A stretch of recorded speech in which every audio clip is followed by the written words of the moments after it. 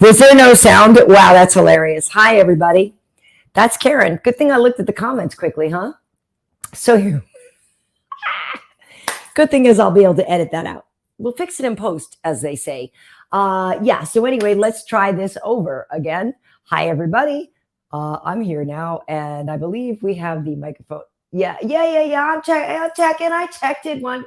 Okay, and it's KB. K. Okay. Wait, what did I say? I know. I'm seeing the smartest stuff. Okay. Yeah. So now you can hear us. Okay, or hear us. Now I'm in the royal us. Let's just say sometimes you guys maybe don't understand the mayhem that goes on moments before the show. I have my kid on a 1 week I have her, 1 week I don't. 1 week the ex has her, 1 week I have her.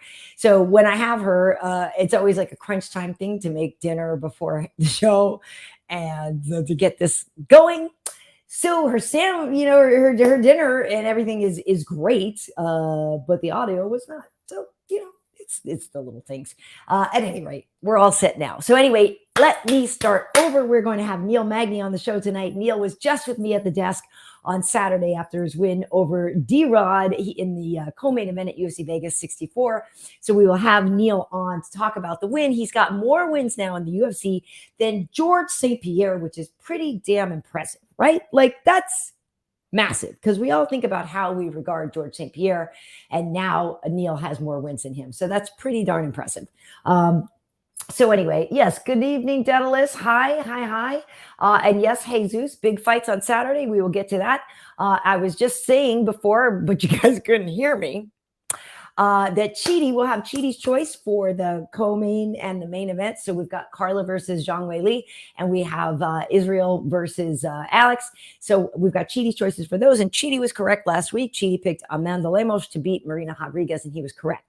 So we will get into some of that, and we'll kind of get your takes on that finish and stuff like that. But here we go. I don't forget because I know I did this, but I make a little hit list. So here we go. Here's what's on the show. So we will have Neil Magny on. We will talk about UFC Vegas 64, recap and reactions to that. And actually, there's something interesting. I'm curious what you guys are feeling, or if you guys have heard. There was some news about the Norden-Becky fight and Minner, and because a lot of activity came in on the betting on Norden-Becky for a first round. And so then they've actually thought that maybe there was something going on with that. I'm curious if you guys have heard of that, or if any of you bet on that fight. We'll get into that. We'll get into that because that's quite interesting. And hopefully there was nothing shady about that. The rationale was that some people heard maybe that Minner was hurt. And as we saw the way the fight went, it definitely did appear that he was hurt before the fight. And then it got worse in the fight.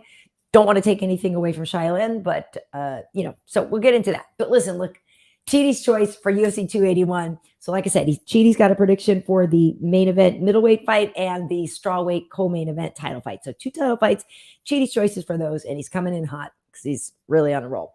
We're going to talk about pop culture and some beefs. So classic beefs.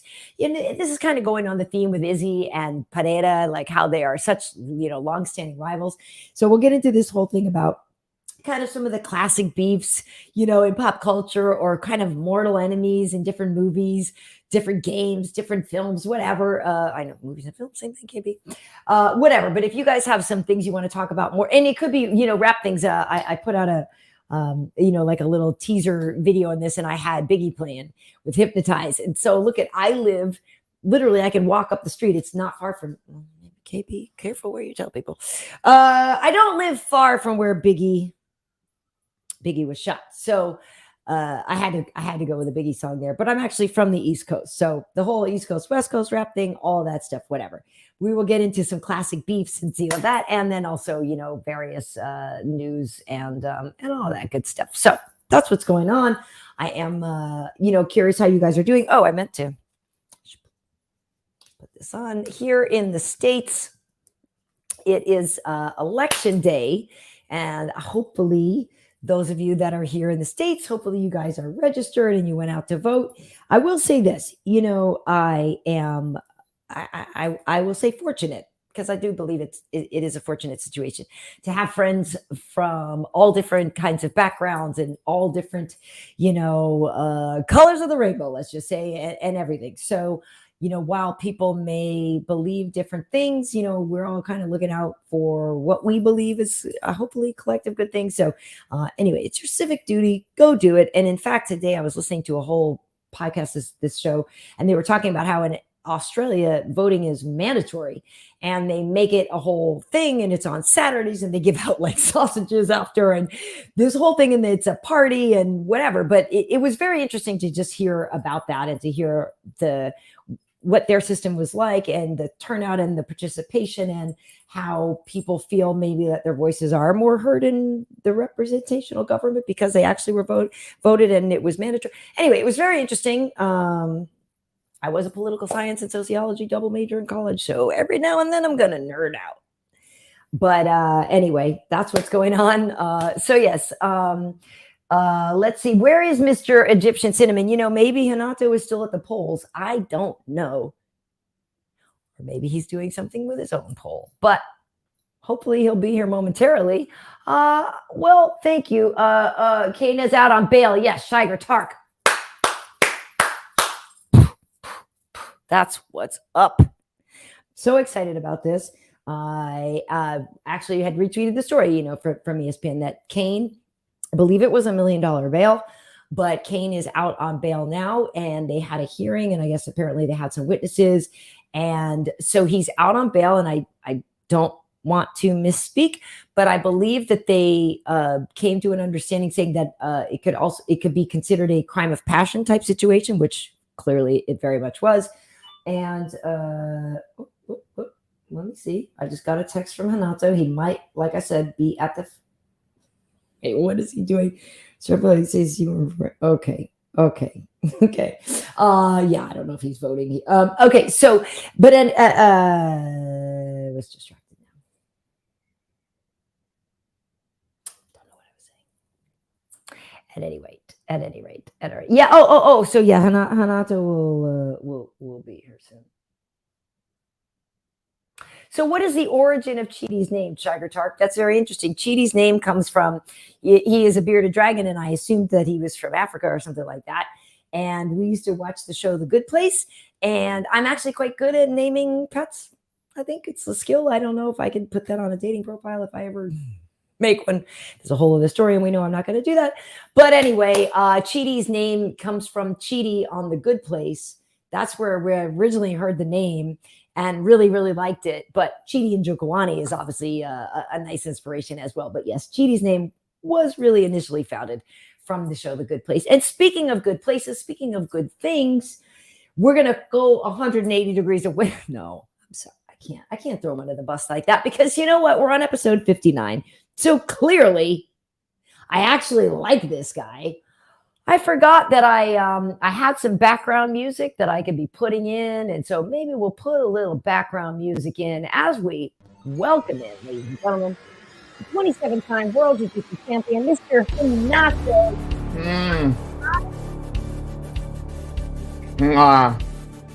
Wait, I can't hear you. Can you hear me? I can hear you. Oh, there you go. I goofed when we first started the show. I totally goofed and didn't have my volume up and my mic up, but I can hear you. Let me just turn my shit down. I hear a lot of it. Make sure that people can hear us. Maybe people leave a comment here. Comment to us if you can hear Hinach. And everybody says. And let me just give them He's almost there. Wink, wink. Yeah, Chad, I think he got there. Ohad, sorry. I'm here. Well, I don't know if you heard what I was saying before. Well, I didn't hear. I just heard that you said you like to call me your pet or something like that. And you think that I'm a dragon, like a dragon from Africa. And you want to see my African lizard or something. You was talking some shit. It was like a lot of double entendre. I was paying attention to other shit. But what were you talking about? Okay. Well, you sent me a message right before you got on here. So, Steve, did you vote for Steve Martin? I didn't, as a matter of fact. It's not Wait, the hold on. Steve Martin that I love, is it? No, it would be nice. I might vote for him if it's the fucking I would Steve totally Martin. vote for Steve Martin. Are you kidding me? No, but excuse me. Can't you imagine him at government meetings? Of course, he's smarter than all those fucking people. But let me tell you something. I'm shouting again. What the fuck was I gonna say? No, I saw that on somebody's lawn and I had to take a picture. I said, look. Because you know what happened. I posted today. There's a fucking white guy. I don't know where this the haze is, and it's from a couple years ago or whatever. But it's like this corny looking white guy, like very square looking, and he's for some district whatever, and he's called Hick James. Okay, and he looked like the whitest guy you ever seen in your life. But he's a super. He's Hick James. Yeah, he's a super freak. So how are you? Hold on, let me fix my lighting here. Hey, listen, tonight, Hinato, how are you? I wasn't sure what your mood was going to be because there was part of me that thought you might be a little sad today. What happened? You know why?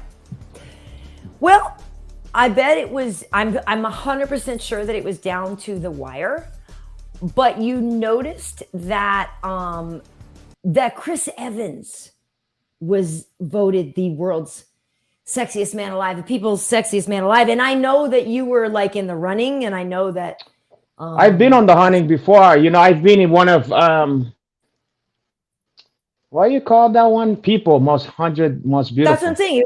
Sexiest man alive, and it's Chris Evans this year. And I felt like you might have taken the hit a little hard today, and I just listen. I don't worry about that stuff because none of the women that I'm associated with is getting their hands on Chris Evans anyway.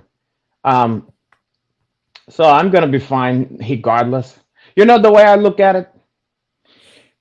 There's not a lot of sexiest men alive on those fucking things that is really the sexiest man. Like, it's been a long time since there's been like a Hitcher gear or something on there. I was gonna say I've got the list here. Well, I was gonna ask you because let me guess. Wait. Okay. Now this would be interesting here to go in a memory lane. You have like all the years and shit? I think so. I mean, I have like wait. The before you go, site like on my phone here, and I think it has a list of all the people that, or like the covers of people who won the last several years. Yeah. So before you do it, I would be interested if you say like a certain year, if I could guess who was in the zeitgeist as like the sexiest of that Chinese. Well, it is interesting sometimes how the trends. Well, do you even remember who got it last year? Oh shit! Someone stupid, like someone who don't deserve it, like fuck. Maybe I'm not gonna. I will give you a hint in that it is a certain kind of person. Like there are things about him that I find very sexy, but if I just aesthetically looking at him, I wouldn't necessarily say, "Oh my god, that guy's so hot." That's what I mean. But I absolutely love this guy, and he could absolutely get it. Like this is one of my favorite people, and he could absolutely get it. Billy Joel. No, I'm kidding. God, you gotta tell me. I think I'll be better at the old ones. 3. It's Paul Rudd last year. Paul Rudd is Rudd. the modern day, the modern lifey. So Paul Rudd got it. Paul Rudd got it last year. I actually love him, and like I said, it's his sense of humor, it's his comedy. Like I think he's adorable and whatever. Okay, so let me go back a few years here, Hinato. I can think of 10,000 guys that is. Can I tell you something? I'm not even gay, and I can think of 1,000 sexier guys than that guy. Okay, so who got it in 2008? No, we gotta go way back. Let's go way back. Well, I don't know how far. I mean, let me look at this list. Let's go into the 90s. Who got 80s, it in 1993? Who got it in Oh wait, no, that's a BS one. Oh yes, who got it in 1992? And we love this person. Oh, but I don't know if he's sexy. But I don't know if he's sexy. We've spoken about this person on the show. He's somebody that you and I both love on the show, and we've spoken about him. But I don't know if he's sexy. But you and I both love this dude. Gilbert Gottfried. No, 1992. Well, if you don't think he's very sexy, yeah. Okay, wait. I want to give you a hint, but I don't want to give it away too much. Kevin Spacey. No, I'm kidding. No, you're getting close though. Okay, how can I do this? Oh, Al Pacino. No, I'm trying to do something. I'm trying to give you a line from one of the films, but I don't want to give you one that's going to give it away. Oh, Alec Baldwin. No, but you're getting warmer. Okay, I'm gonna say his first name and his last name start with the same letter. And he's in movies that we love, one of which has Eddie Murphy in it. A couple of them have Eddie Murphy in it. And they might have had sequels. Mike Meyer. Close. First name, last name. You're one letter away from the letter of the first name, last name. So it's either an L or an N. Fuck, my brain is swimming right now. I can't. Nick Nolte. It was Nick Nolte. I would have never fucking guessed that in a trillion years. To me, Nick Nolte would have been a sexy man like in 1980. You know what I mean? Not 1992. What? What, for like Lorenzo's Oil? It said, yes, I mean, Nick Nolte, the rugged star of Lorenzo's Oil and the Prince of Tides. You see what I'm saying? It's like, that's not sexy at all. Lorenzo's Oil? Maybe Cape Fear, you know, when he's like, God damn it, if you'd seen what he did to her. You know? Totally. Well, the year before him was the freaking Swayze. So yeah, now Patrick Swayze is sexy. You know what? I think these guys is late on who's sexy. Like, to me, Swayze should have been a couple years before that. And fucking Nolte should have been like 10, 20 years before that. Like back when he was in, what was that one? He should have been for, what was that fucking movie with Louis Gossett Jr.? The Deep. You remember that one? The Deep. Yes, and it's him and like, I think like Rachel Ward or something like that. Yes. She has some big chitties, but no ass. God, I'm sorry. I didn't mean to bring it to the basis level. Okay, so apparently it looks like maybe I don't know. This article goes back to like the early 80s. But yeah, I agree with you that there's some of these people on this list that I'm just like, okay, that's interesting. That I would not have necessarily put together. Who was it in 1995? This one you should guess though. Because this one kind of makes sense. Think of a grunge era. And then our guest is here. I can see him. We'll get to our guest in just a second. There's a grunge era guy who, this is 1995. He's hot. He's in some movies we all definitely love. One of the movies he's in is like a canon film for all of us fight fans. And yeah, he's hot. I mean, he's hot. I'm not gonna lie. Well, you just fucked me up now because it's grunge plus fight shit. I don't know any grunge. I don't remember Dave Grohl being in any fight movie.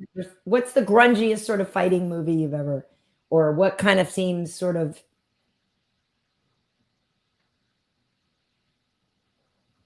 Oh, Brad Pitt. Exactamundo. Yeah, Brad Pitt was the sexiest man alive in 1995. It was either that or it was James Woods in Diggstown. No, I'm kidding. Well, I will say the brothers had a trifecta for a minute though. The brothers, because they had Idris Elba. Yeah, but that not back then. They had Idris Elba they had Idris Elba in 2018. Then they had Michael B. Jordan in 2019. It took a while. John Legend in 2019, and then Michael B. Jordan. So they had a run of Chocolate Brothers for a minute. I don't know how chocolatey John Legend is. I don't know how chocolatey John Legend is. I'm just gonna say, out of all of them, my order out of those three would be Idris, and then Idris, and then Idris. Yeah, I mean, to be honest, I mean, is John Legend is a great singer, but is he necessarily sexy? I mean, I don't get sexy out of that guy. You know? No. Michael B. Jordan could be sexy. Oh, for sure, because he's yeah, but I feel like, you know, Joan Legend have the same sex appeal as like I don't know, Al Jarreau. Okay, like, while we're on the subject, Hinato, of sexy black men. Oh God! Let's welcome in our guest. It's such a great. The Haitian treat. Oh, the Haitian sensation. Okay, so listen, on Saturday night at UFC Vegas 64, Neil Magny became the winningest welterweight in UFC history, picking up his 20th win. He has passed the great George St. Pierre with the most wins. He took out Daniel Rodriguez. And listen, that was the co-main event. The Haitian sensation has been doing it it'll be 10 years in the UFC in February. But ladies and gentlemen, he is on the show tonight. Let's welcome in Mr. Neil Magny. What a segue to come in at. Wow. This is great. Wow. Proud are you? Wait a second. Now, the women thought you was going to have jeans, no T-shirt, baby oil. And then look at this. Is this part of your costume? You're going to check off one layer at a Chinese? Proud are you? The women is starving out there. They need that. They need that cradle. I'm doing great. I'm a little blushing right now, but I'm doing all right. Well, hey, so I have that. I have that effect on men. Who's Anyway. the sexiest out of those three? Idris Elba, John Legend, or Michael B. Jordan? Oh, jeez. Just say Idris Elba. Just say Idris Elba. Nobody can fault you for that, and then move on. All right, there we go. There you go. We'll go with that. We'll go with Idris Elba. There you go. Because it's the right answer, by the way. I'll tell you what, though, a lot of younger women is very infatuated with the fucking Michael G. Jordan kid or whatever the fuck. I'm not mad at Michael B. Jordan either. Believe me, I'm not mad at him, but I just like Idris. I understand. You're like someone like your Uncle Hanach, a fucking heel man, God on you. You know? A heel man. Hey, so speaking of real men, we got Neil Magny on here too. How many kids do you have at home, Neil? You have two? Right? Just two. Yeah. Just two. Keep it at that. Just two. You make it sound like you want to have more of that one. Oh no, I'm done. I'm literally scheduling my appointment to get snipped here the next couple of days. Like it's Thank God. I'm too done. You're smart. You're a smart man, Porha. That's the way to do it. Yeah. I like that. So real question, and we've had this conversation before with somebody on the show, and I know, and I'm being completely like ridiculous and whatever, but like you weren't worried about like messing with your testosterone as a fighter. Like I know it's all really not about that, but the snipping? Did you have any hesitancy? Yeah. He's not cutting his penis off. I know. But you know what I mean? People think it has to deal with your like virility and your manness. Oh no! No, I mean at this point, I'm literally like the fifth guy on our team to get it done. I had 3 coaches get it done. I have another coach going to get it done before me. All going to the same doctor. So at this point, this man has plenty of practice on fighters, and it seems to not affect us at all. So should be good to go. I love this. This is the best news I've heard all year. Should be a trend. Women is getting all the duck lips and the booty stuffs and whatever. Men need to be doing the getting a Versace.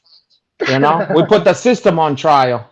Well, no I was more. just going to say, and thank you on voting day, Neil. Thank you for doing that because a lot, it's important. And honestly, that's what a lot of women ask is that you guys take half of the responsibility.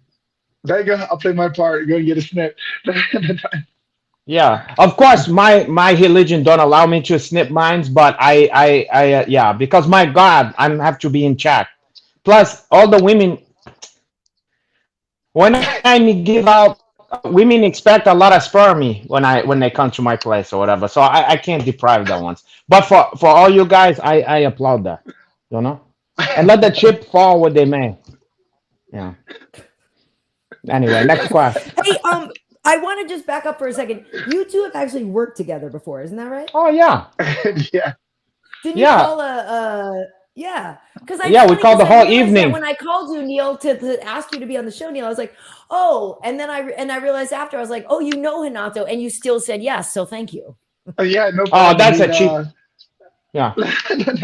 Go ahead. Careful how you answer this one, Neil Magny. Yeah, he's a great guy. I'd love to do it. I mean, it was more motivating once you said who you were doing the show with. I was like, oh, of course, definitely on board. I like that. I like that. See, we need more positive brothers in the community like that. You know, I like his style. That's high. Yeah, that's high. He understands. Now I want to know. Okay, one of the stuffs that I think about a lot of I've had, I lived in New York for a long time, and there was a lot of Haitian there. But you go to Yeah, other places in the United States, and they don't know. Hey, Haitian culture is not something that is kind of like people know Mexican culture. They know, Italian. Different stuffs. Maybe Jamaican even more than Haitian. But for Haitian is sure. one of that stuffs that you average person have no fucking clue, unless maybe it's a movie where they're trying to be new and have different, gang or whatever, the Haitian gang or something like that. But aside from that, you don't hear nothing about hey. What is it? Tell us about Haitian culture. I mean, what's different about Haitian culture, let's say, than Jamaican or Dominican or whatever? Like, what's some stuff that people don't understand? The good stuffs. Honestly, like when it comes to like Caribbean culture in general, there's a lot of similarities between your food, your music, and that kind of thing. There's a lot of overlap with Caribbean culture, especially like Afro Latino culture. So even certain parts of the Dominican Republic, in parts of Jamaica, that kind of thing. There's a lot of overlap with Caribbean culture. Haiti in particular, I feel like we stand out more, especially in recent years, just because what makes us unique is just like the different types of foods we have and how we go about preparing it. So every Caribbean culture has their way of making like some kind of meat pastry with Mhm. like a meat pie pastry. So you have Like a Of patty. Yeah, course. Jamaican yeah Yeah. patties. yeah. Yeah. So La Jamaicans pati have and Jamaican cocoa patties. bread. Patia Yeah and yeah coco. yeah. Yeah. Yeah. Pati Yeah, and cocoa bread. Yeah. in Caribbean culture, Yeah. you have like your empanadas and that kind of thing. For us, you have the Haitian patty, which is more like the same kind of thing. There's still the meat on the inside, like a flakier crust kind of thing. But overall, a lot of similarities, but just, I don't know. I personally think we do it better as far as food goes, but Well, I could be biased. the I the mean, I flaky don't crust. know. Well, listen though, the flaky crust come from the French, no? I mean, you have a lot of French Yeah. influence in Haiti, no? Right. Yeah, it definitely has a lot of friendship boosts in there. So it definitely is like more of a flaky like French crust or whatever you consider it. But I don't know, overall, it's just like a lot That of mixed culture in Haiti. that's like Karyn Bryant. She's flaky and crusty, kind of. Well, yeah, that's great. But listen, Hinato, you even shared in your teaser video some Haitian music. Like reggae is I did. definitely indicative of like, the Jamaican sound. Like, I think people really identify reggae as rooted in Jamaica more. Haitian For music sure. sounded like it kind of seemed like a combination, like slightly more African, right? But like at the same time, it still has that great rhythmic, like, I mean, it sounded, I mean, I love it. Well, Yeah, that you can was still the feel stuff. that rhythmic. Yeah, that was the stuff that I posted, but that's traditional stuff. It's not like That's everybody in old Haiti is school. listening to that stuff. You know what I mean? Yeah. Yeah, yeah, it's getting way more modern now too. Like growing up as a kid, like the music, the Haitian music my mother listened to, I wouldn't even come close to listen to it now as an adult. Just like it's just so out of touch with like current culture, current times or whatever. Yeah. But like since then, like the younger generation has definitely changed the music up a bit more. Where it's like you can hear reggaeton, you can hear reggae, you can hear Afro beats, you can hear all the different types of music blending into one thing that makes Haitian music. Nice. And they also have some music that remind me of like almost. I mean, it's so there's a lot of similarity with the Dominicans. Yeah. Some of Well, they're the so close. I mean, it's right tempo there. of the So, music. For sure. Yeah, yeah, it is very cool. But like the tempo is like they it's kind of fast and kind of like it's like very upbeat and positive sounding. It don't sound like you know what I'm talking about. Like it's not Yeah, like yeah. Jamaican like boom, boom, you know what I mean. It's like you know what I mean. It's like a party music or whatever. Yeah. Yeah, I mean, yeah, I definitely get it. Your illustration helped a lot. Well, I'm aiming to please. I like. and so, when's the last time you went there? Do you visit? So I've been going there pretty often the last couple of years. The last 2 years, unfortunately, I haven't been able to go back as often. Yeah. One being my Oh, you're getting too fucking. Oh, now you can't be bothered to go back to Haiti. You heard it That here was it. first. He's no, too I would love to go sadidi to back go back to there. here. He got to go back to Haiti. Oh, God, I are would you? love to go back. I would literally jump on the first fight available when the Yeah, time I would comes. love to too, but I'm not going to. Just like Neil Magny. Well, Anyway. listen, Neil, and I know, and No, it's wait, silly. he I didn't mean, answer. oh, sorry. Yes, go ahead. Yeah, so Wait, you wait, go you said anytime so you can. you haven't been there in 2 years. Yeah, I have been about 2 years or so, but before that, I've been going pretty regularly. Since having my first son, it's kind of hard to figure out like how do I travel without him and that kind of thing for that long period of time. But once he gets a little bit older and it gets easier to travel, I'll definitely going back. That's one of my main problems. I'm always trying to find out a way to travel without any of my kids, and not even just internationally, just nationally too. I'm trying to find out how to make moves without that one, and I'm getting better and better. I got it down to a science, cara. Oh, porra. On how many continents, Hinato? How many children on how many continents? It depends. I haven't heard word back from Australia, but there's a couple Abaduja babies out there that kind of look a little light skinned. Oh, God, are you? Okay. Wow. Okay, so Neil, congratulations on being the winningest welterweight in UFC history. That is really amazing. It's really That could awesome. have You been beat me. D-Rod on Saturday night. And I was saying it before you got here, it was pretty cool because I just saw you the other day when we were at work. But I'm curious now. You have a couple days to think about it and to sink in.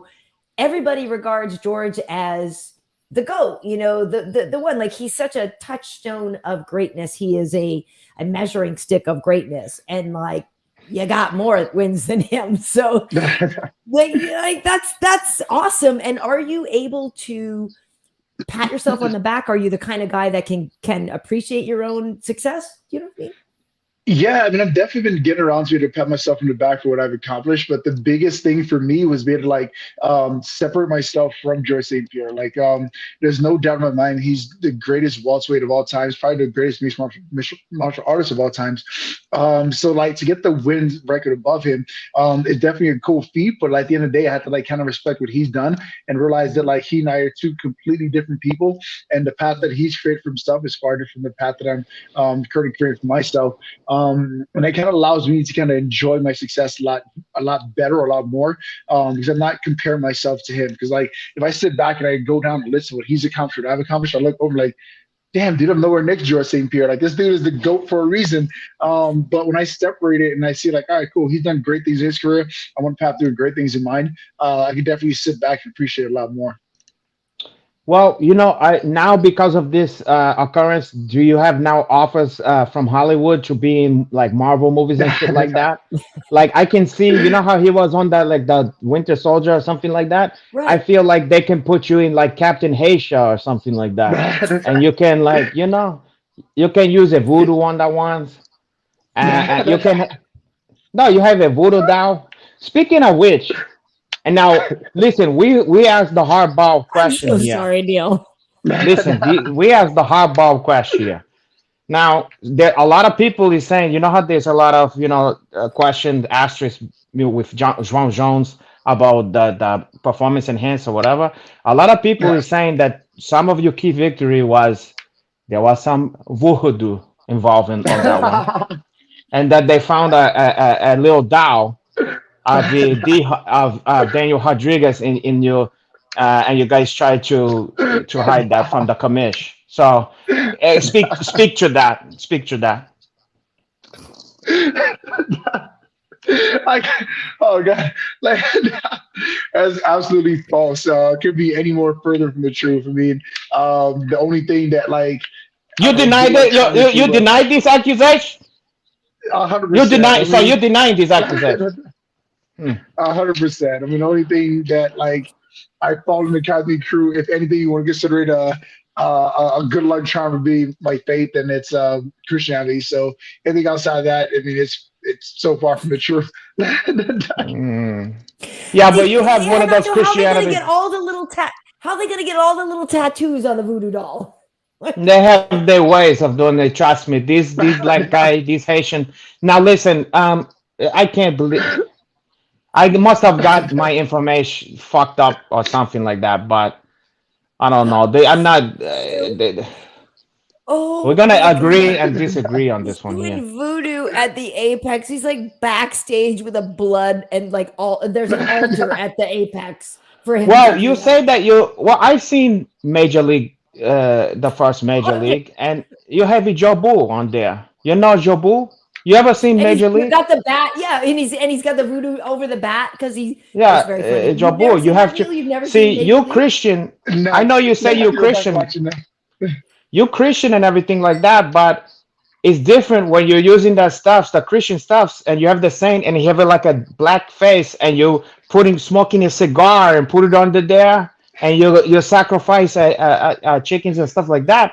It's different than I think you're confused about. It have some of the Um, same iconography. I hey, don't know. listen, I want to hide to the commission. Well, we have a super chat here that we got to get to. So this is from Mixed Martial Anarchist.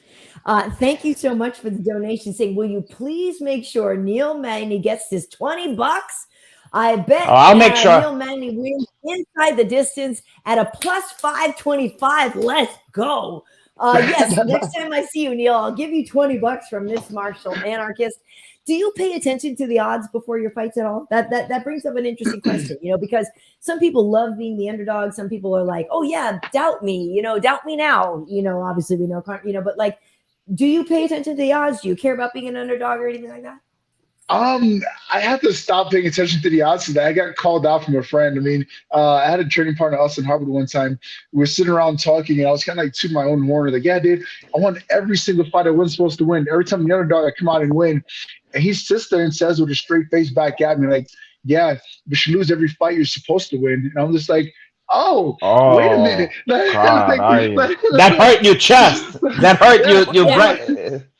Yeah. I like sitting and toot my Oh, own horn about like being the underdog and how I always rise above and everything else like that. And he just straight up called me out, and I'm just like, yeah, you know what? Let me give less wow. attention to those odds and pay That's more attention to the cool. actual fight.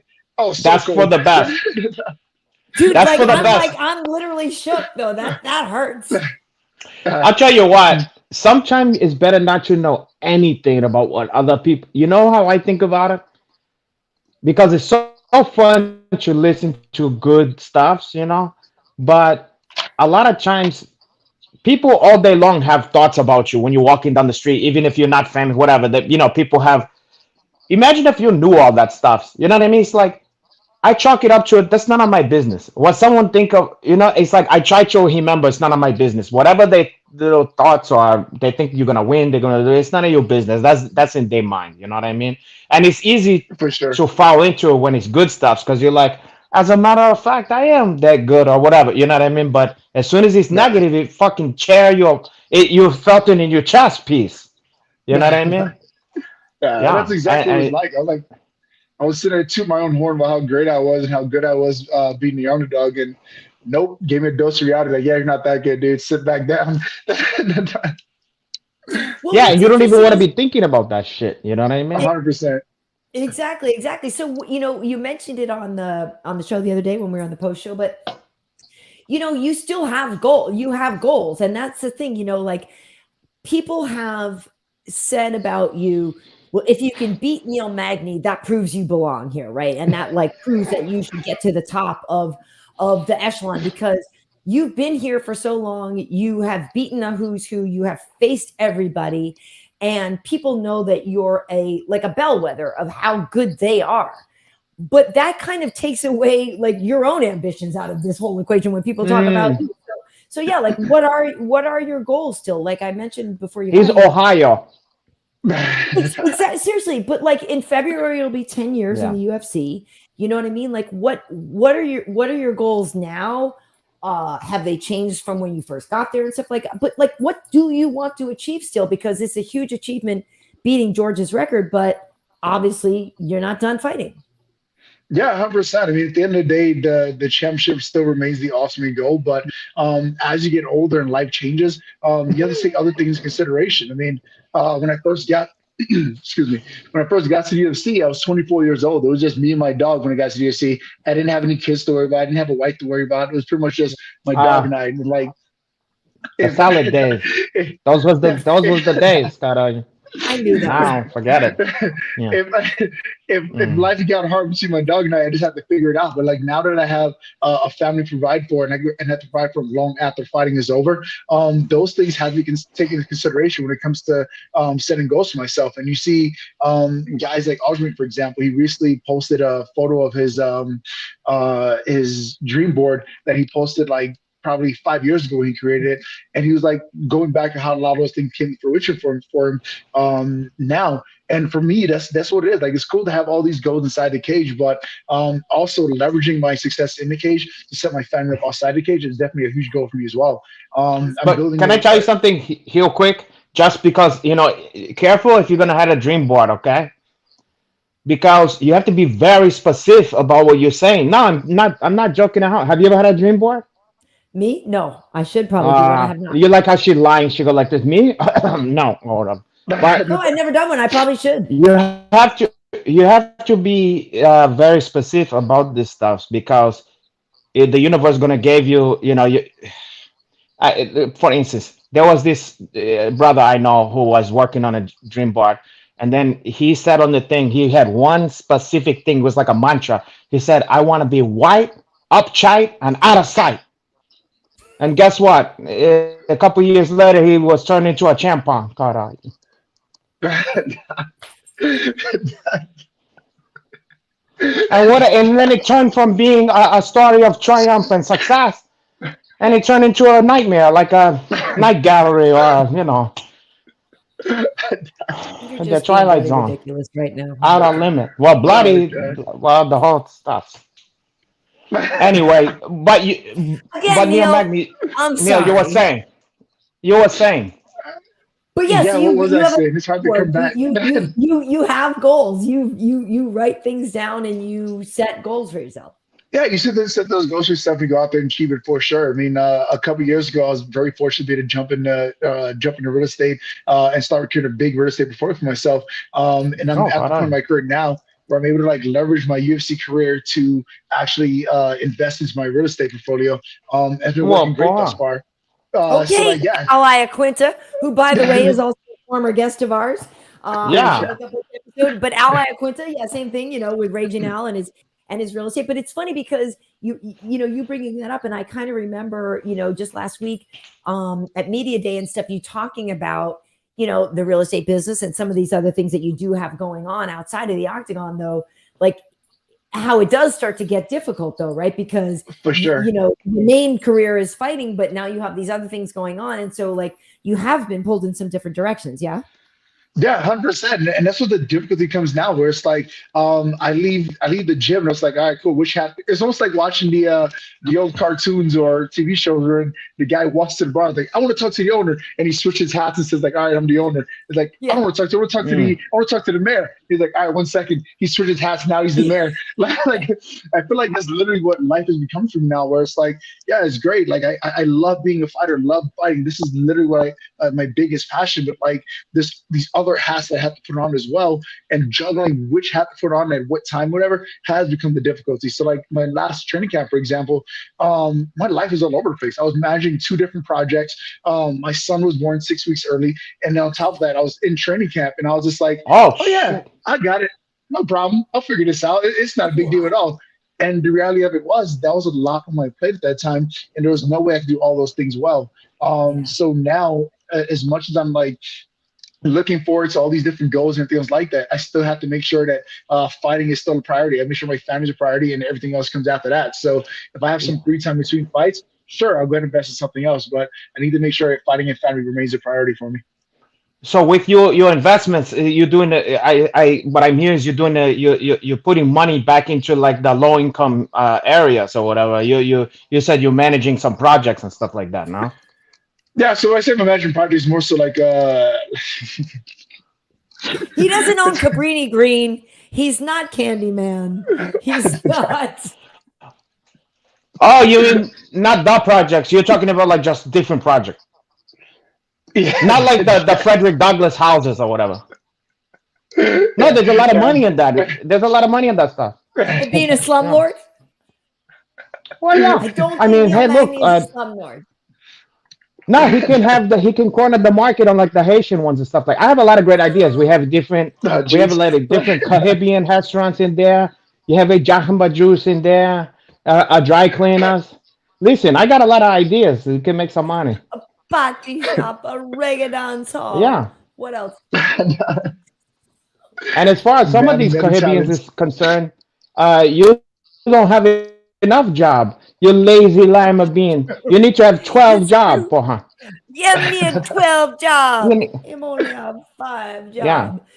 Okay, so after this win, I believe on this one you were number 13 going into this fight, right? And he was number 14 or so. So Yeah. I don't remember if you called somebody out after, right? Because I think all the hoopla was. Wait, he did. He did. I know who he called. Oh, you did. He called Sorry, Gilbert Burns. Gilbert Burns, right? So, Yeah. and then Gilbert, you're right because I even. I like that idea too. It's a great idea. Exactly. That's what I was going to say. I like that. Gilbert even said, hey, I think I have somebody, I think they match me up with somebody, but if not, that's great. Dude, that's an awesome call out. It's a good one. I mean, I thought so. I mean, I thought like right now where he and I both are in our career, it's a fight that makes a lot of sense. I mean, he says he has someone in his crosshairs from the fight. I don't want to necessarily call someone's bluff or whatever, but I would love to know who that person is. Like, I don't necessarily think there's immediate name in there. And like and no fault of his own. I mean, that's kind of the downside with this sport sometimes where like you have a middleman in there where it's like there's a conversation going on between an athlete and manager in UFC, and there's like a disconnect between there where his manager may very well say, like, oh yeah, we got to fight for you. Just hold on. It'll come your way just 1 second. And in reality, his manager's trying to like actually figure out who that person is going to be.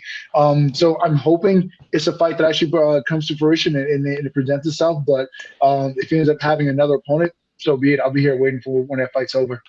Go ahead, Hinato. I was just going to say, were you trying to imply that Ali doesn't always tell the truth? No, not him. Wait a second. No. A lot of stuff's been said in this podcast, and I gotta draw the line somewhere. You're gonna say that he's being less than. I wouldn't say so. Then forthcoming. I'm just saying it was very coincidental that as I was walking backstage, I just happened to see Ali there, and he was on his phone around the same time that tweet came out. I'm not saying I don't know what was in that tweet. I don't know what was in that phone. There's a slight possibility that fight may fall through and may present itself. I mean, like I said, I'm not a manager. I'm just a fighter. I don't control anyone else does. If he needs an opponent, I'm here for it. If not, I wish you the best.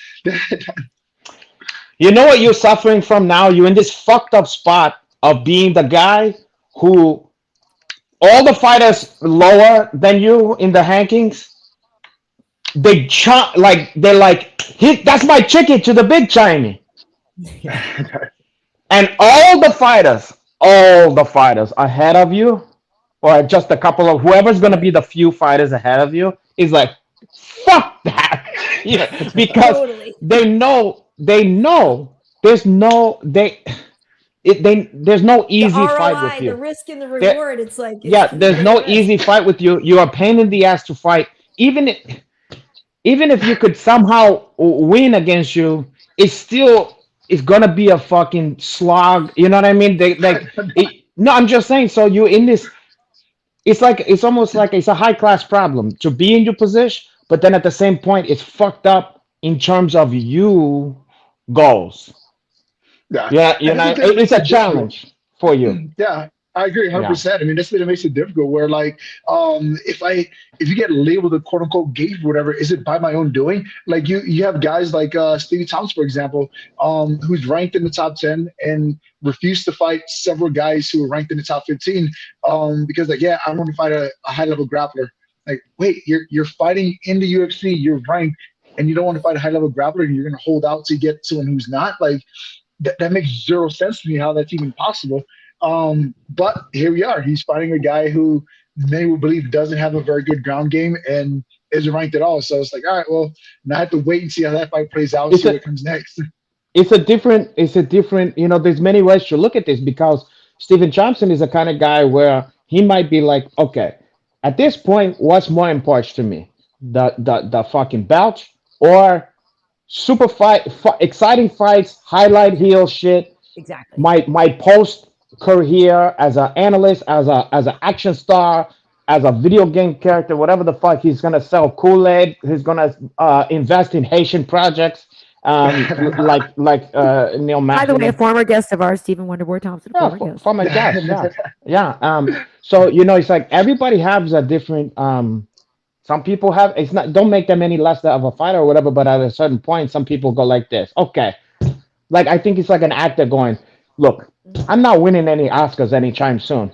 But guess what? I'm gonna make like Let me do something cool. Well, that's the whole thing. Because Stephen, with the nickname Wonder Boy, people perceive him still to be younger than he is, but he's like 38 or so now. No, I'm not even trying to be facetious, but like he is a little bit older. And yes, I agree with you, Hinato. Like he had his run for the title, and at this point now he's probably looking for like cool fights that'll like get people excited and stuff like that. But maybe that are leaning toward more winnable than not winnable. You know what I mean? I'm sure, obviously, at this point you should handpick if you only have a few fights left before you want to stop fighting.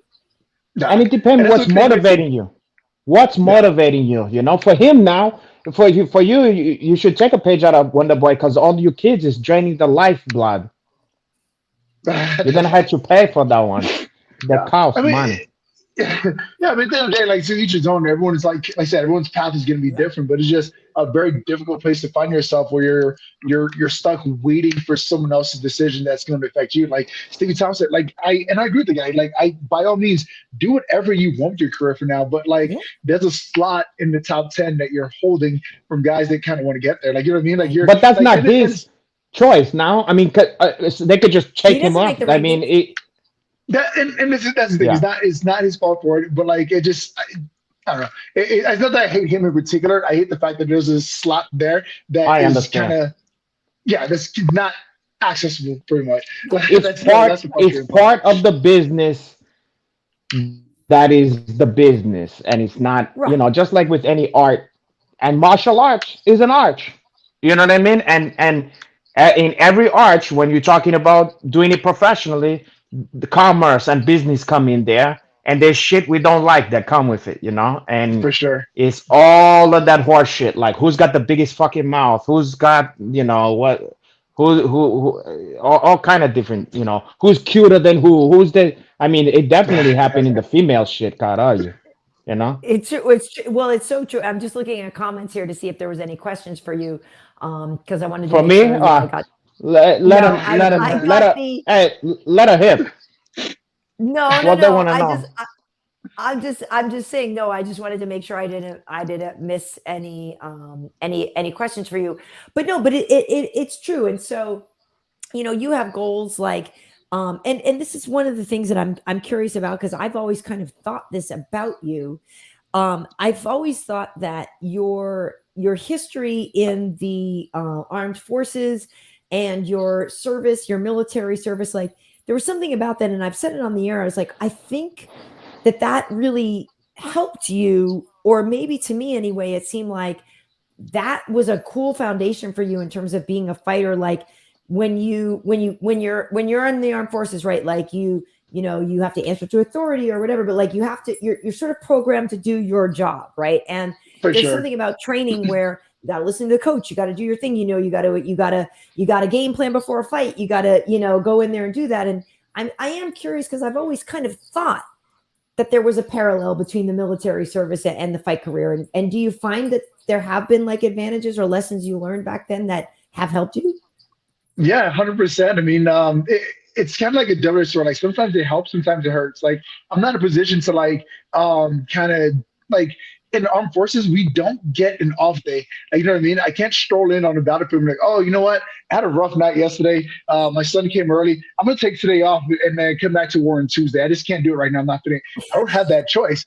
So when it comes to life, like I kind of live my life that same way as well, where it's like life's going to come at you fast. Some days are better than others, but however you show up that day, you have to just deal with the cards that you're dealt. I mean, there's been fighters who pulled out of fights for several reasons, but for my mindset where I'm at mentally, I've never had that luxury of doing so. There's been several fights where I fought with broken bones. I fought food poisoning. I fought with all types of things that most fighters have been like, oh no, food poisoning. Oh God, twice. What the fuck have you been eating?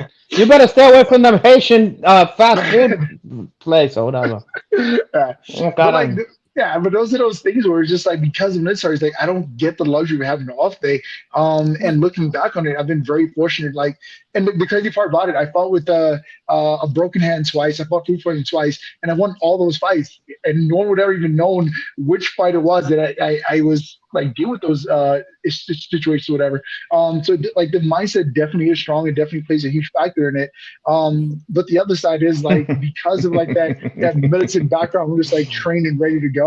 I have a hard time like looking at it like as a quote unquote business where it's like, okay, cool. What's the business approach to fighting?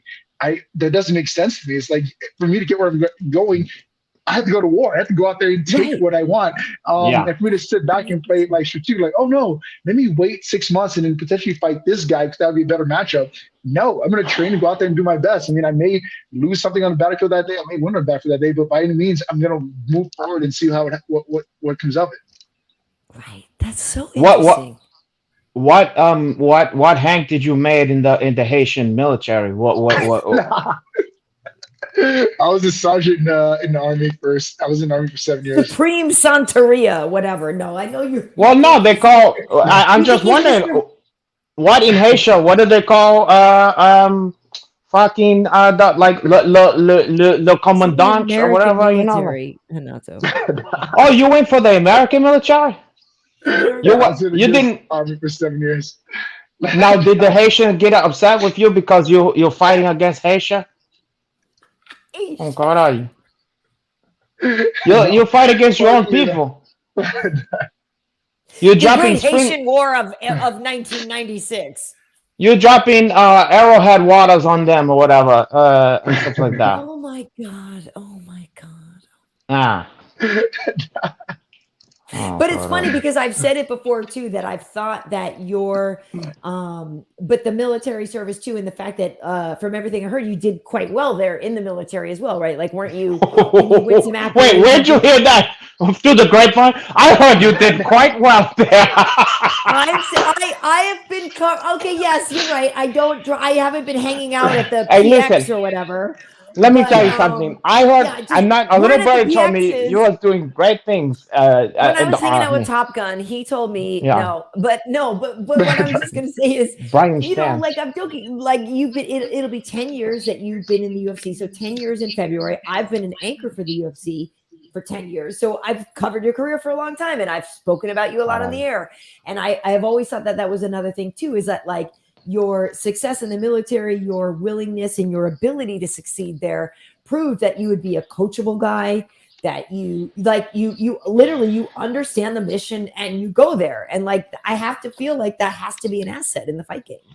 Yeah, 100%. I mean, sometimes I'm trying to get like my younger teammates to understand that, where it's like, hey, this is your job, this is your mission, is go out there and find a way to get it done. It's like, oh no, but I have a hair appointment, I can't make practice. I'm like, wait, wait a second here. Wait a second. Is this hyperbole or you being fucking serious here? You Dober had a hair appointment and we know it. No. I wouldn't be surprised. Now you're being dead fucking serious that you've had that situation? Yeah, legitimately had a situation where a teammate was like, hey, I'm going to miss practice today. I had a hair appointment scheduled for sparring time. And I'm just sitting there looking at him with a straight face like, you can't be serious right now. Are you? Is this really happening? And for sure, it happened. Well, I guess that person is in for a rude awakening because that's crazy. That's fucking nuts. A hair appointment. I cannot hardly believe that. When you're not fighting and so I'm trying to think. Wait, it's hard to matchmake for Neil. Okay, so Dean D is saying it's hard to matchmake for you. Maybe you versus Sean Brady. I know you're coming off a win and he's coming off a loss to Bilal. I'm not exactly sure what Sean's number is, but since you were number 13 going into the fight with D-Rod and he was number 14 and you beat him, you might not necessarily go up. I'm trying to think of what else has happened this week of like who might have shuffled in the welterweight rankings or whatever. But yeah, like, if it's not Gilbert, do you have other ideas? Like, what do you make of the Sean Brady's and kind of the new wave? Because you have been there a while and you have a sense like, because you were there, you fought the Condits and those guys, but at the same time, now you're also fighting the newer wave. Yeah. Yeah, I mean, Sean Brady's is a friend of mine. He's a guy that I train with pretty often. So the idea of fighting him is literally out the window. Okay. Yeah, Definitely that's not tough. happening. But like anything other younger guys that want to come up and shine themselves, then so be it. Let that be the case. I mean, I'm not a like I said, I'm not a guy that's shying away from competition. Competition is like the best part about this sport. If you mean to have to compete against the next 20-some-year-old, then sign them up. This is what I'm here for. To go out there and make these memorable moments and just keep paving my own path in the sport. And I've only done so by saying yes to literally every single 5 years he's brought my way. I haven't picked a single handpicked opponent yet, so definitely not going to start doing it now. You never said no. Not one single fight. It's like, you know what? No, I can't do that fight. With the exception of fighting teammates, I've never said no to a fight. You never said, look, I'm doing my braids or whatever. I'm doing my dreads that night. I just gotta No, that's great. doing That's my great. braids. But you know what's fucked up though? Here we go. As much as admirable as that is, I feel like just like with relationships or friendships or whatever, the guy who is, sometimes no fucking good deed go unpunished. You know what I mean? Like, he'll be all right with whatever you know what I'm saying? Like, maybe we need to see. You remember when Hulk Hogan have like a dark beard and he was part of like New World Order and they call him Hollywood Hulk Hogan? He turned into a bad guy. I'm almost think we need to just try that at some point. We need to have you do like a character, like a Haitian slum lord owner. You own all these projects, and you're kicking these people, like you're kicking the people out or whatever. In the beginning, when you're coming out with the smoke, you got like Haitian tenants or whatever, and they be like, "Please, one more with the hand," and you out of here. Said bon, said what? How you say Au some revoir. French stuff? Yeah. Oh, yeah. You go like that. No. Au revoir. Booyah. And then you kick that ones out of there and everybody go like this. Boo. You know what I'm saying? Like something like that. We need a gimmick or something because just being like the good company guy, it feels like they're like, you know what? Neil, he's a soldier. He's a soldier.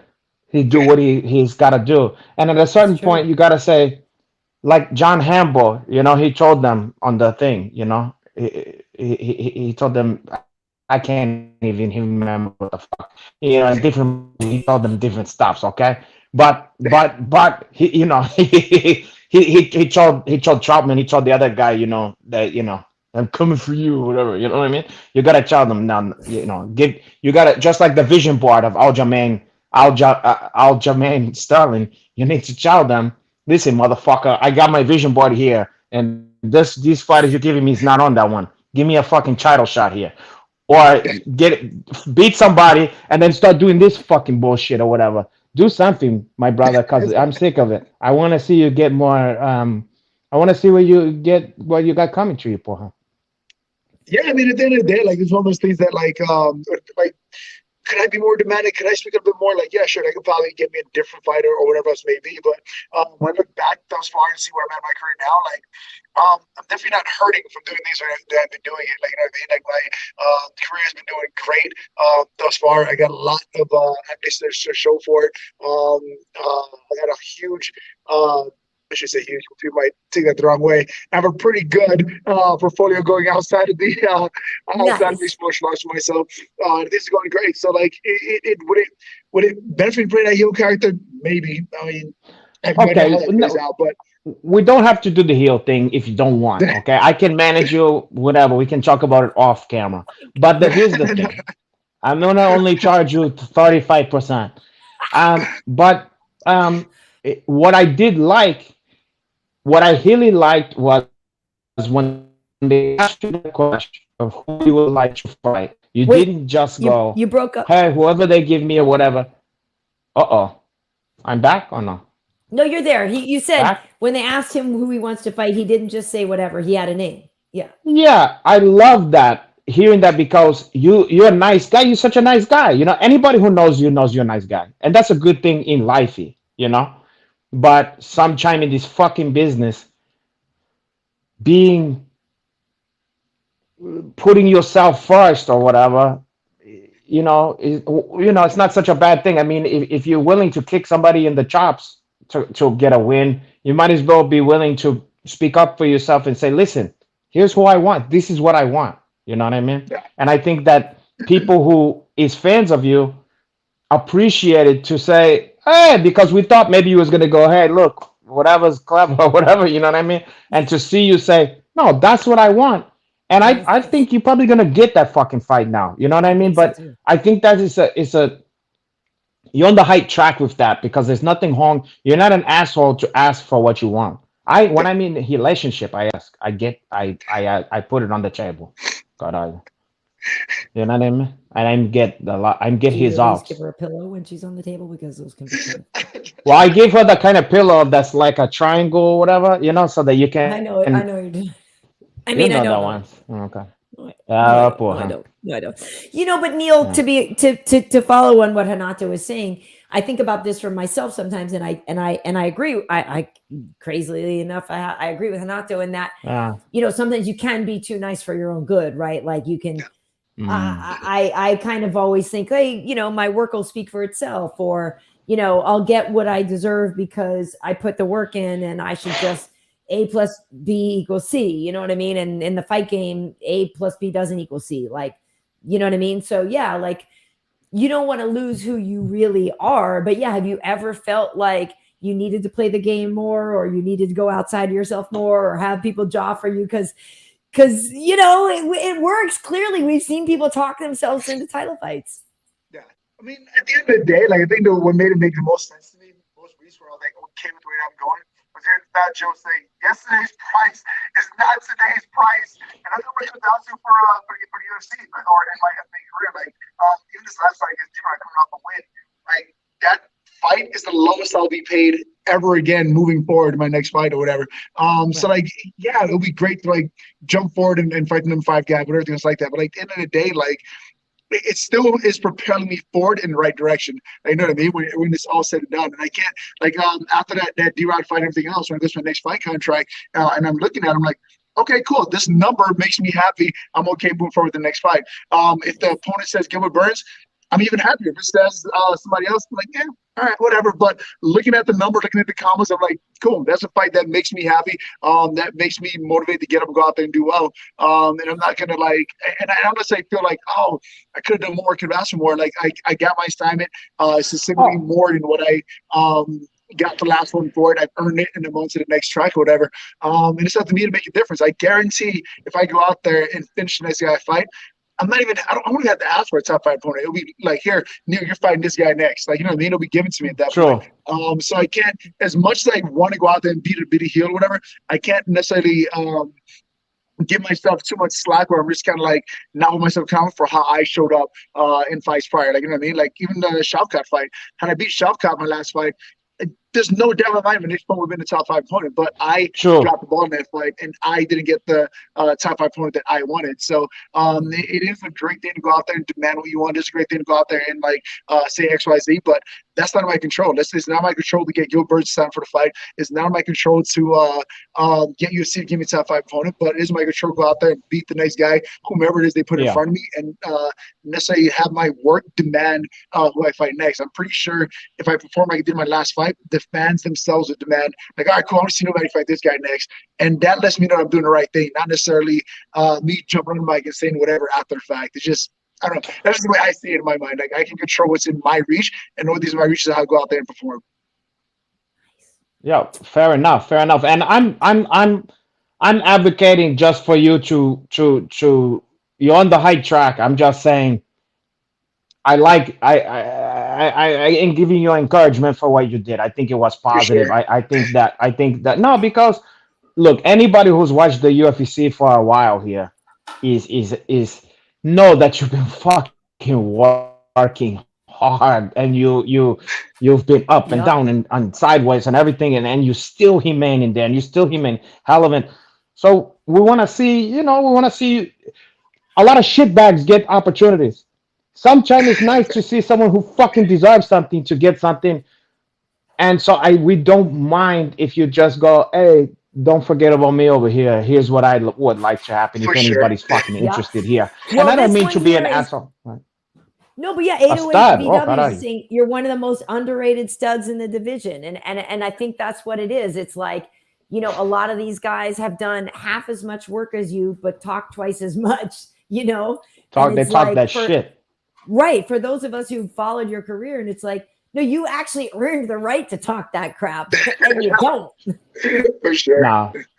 No, and that's your brand. I mean, in a sense, even though you're not trying to make it your brand, that is your brand. You're fucking, you are who you are. You know what I mean? You're the antidote to all those fucking that horse so shit. what do you make of this? So I want to get this. So wait, what? That was the wrong thing. I don't know what that was about. So if Colby versus Khamzat falls through, could you step it? Like, so you never fought Colby, right? No, not yet. He's one of the guys. I would love to see that. Dude, you versus Colby is a good fight, though. How did that never happen? And I know how. You think Colby want to see this guy? What's in it? What you the said fuck? yes, and he said no, right? Yeah. I mean, I'll just tell you right now. Just like this is another fight that's out of my control. Like, I mean, I watched it with like Bilal Muhammad, for example. Like, he was one of those guys. Like, I want to fight Neil Magny next, and like, he was super vocal about it. Like, all right, sure, let's go ahead and do it. And then here comes the manager. Hey, that's not the fight you want. Calm down now, buddy. Like, hey, take it easy. You know that around here.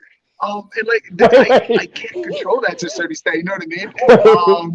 And I've just seen it time and time again.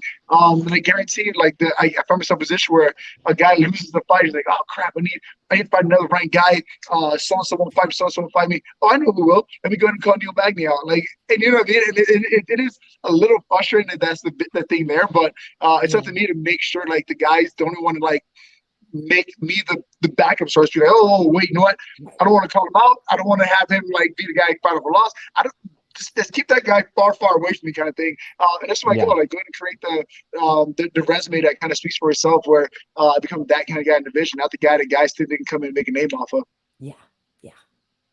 What were you gonna when say? he was saying that thing about them being like the managers being like, whoa, let's not be too hasty here. It reminded me of, you remember in Trading Places when he's like, when he break the vase or whatever, and he's like, and he's like, hey, you want me to break some more shit? And then they're like, no. no. Yeah, you want me to do like Metal Like Lemon shit? No, but you know what I mean? Like yeah, whatever. I second that emotion, so whatever. It's true. Yeah, it's true. Well, I think it's just the thing is like, yeah, you've created a name for yourself, knowing that you're not an easy fight. Yeah, nobody's gonna call you out thinking it's an easy fight. Like you're always, like you said, everybody's like, oh, all right, we gotta go through Magny. Like it sucks. Like I would imagine fighting you would probably suck. Like getting up to it, especially because we always talk about it on the air. We're like, he never fails on the cardio. He's always prepared. Like, you know, he'll take the fight anywhere he can. He's long. He knows how to use his body. Like, well, take it easy. He's long. Why you got to put that in there? He's long. Never mind that. Wait. So here's something. I just had an idea. Who's ahead of what's your number now? Well, it was 13. It was 13 last week. Look at it. Yeah, so let's say he's in the choppy chan. 12. It's probably 12 or so today. Or he's in the chop 12. Oh God, so now, well, while she's looking at that one, okay. Who's the highest number that you think you could realistically get besides the championship fight next? I mean, like the highest number. I mean, it literally, when I called out Gilbert Burns, I literally meant that. I was literally sitting there thinking in my mind, like, all right, who's doesn't have a fight now? Who's the highest number of ranked guy I can get? And I was literally the guy who came to mind. I mean, and I'm like, what number is he? Was like, hey, what number? What number is he? Okay, so right now, you said Gilbert? Yeah. They have sorry, I thought it was on the rankings page. Welterweight? Yeah. Sorry, go ahead. You keep talking. I'll get it. Okay, what number you think Duhinho is now? I don't know. I mean, guess. Let's here. So Gilbert's number 5. Okay. They right now have Neil. This still says 13, but I think they get updated on Wednesdays. So I think it's going to get updated tomorrow. But Kiesa's ahead of you, but you beat Chiesa, right? No, he beat me. Oh. Uh-oh. Sorry. Take it easy, Karyn Bryant. Okay, Sean Brady, they have at number 8. They have Wonder Boy okay. at number 6. Jeff Neal at number 6. Those two are tied at number 6 right now, so there's no 7. Gilbert's number 5. Bilal 4. Khamzat number 3. Colby Okay, 2. perfect. Let's say Bilal, okay? Especially because he just had that spectacular win. Yeah. If I was you, I would go like this. I would go, hey, look, Bilal's a great fighter. I got nothing. I take nothing away from it. I see something that people don't see. I see a hole there. I'm a terrible matchup for him.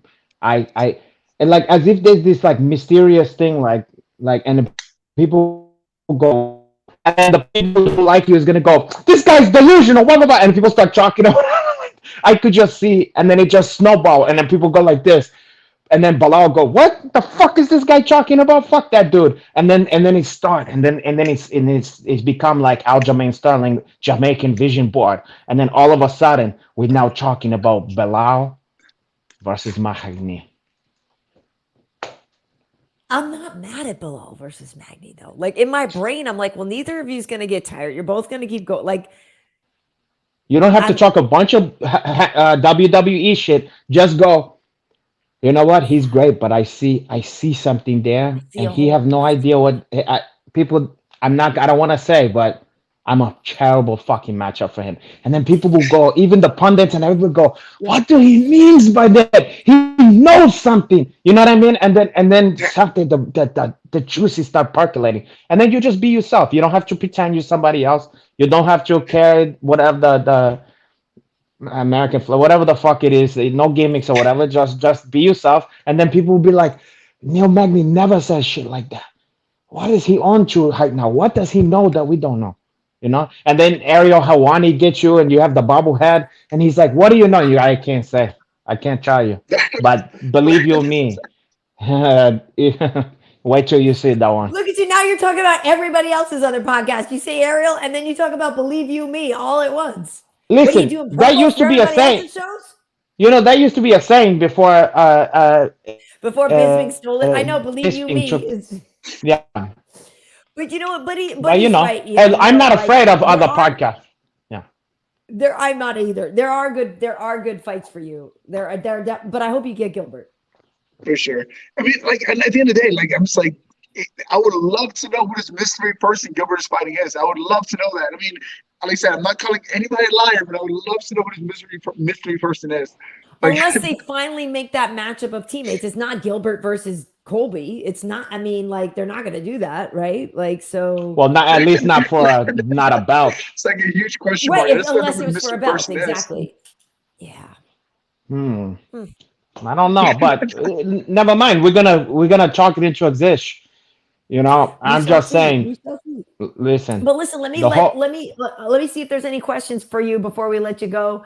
You've been here for about an hour. While you do that, while you do that, I gotta check and see this. I think there's something going on with the plumbing in my toilet. I gotta water the porcelain. Yeah, I bet, because there might be something going on with mine as well, and I'll check after you do. You know, so actually, a question for you though, Neil. What do you do? Like, obviously, I know you have the businesses and stuff like that, but and how old the kids? The boys are pretty young, because when you were on with me and Angie, I remember they're pretty young, right? Yeah, I have a 2-year-old and a 5-month-old. And a 5-month-old, right? So, like, do you have much free time? I mean, I guess now that you fought, right, you'll have a couple. You've got Christmas coming up. You can probably kick back for a little bit, right? Like, are you a gamer? Are you a hunter? Like, what do you do when you're not doing the fight stuff?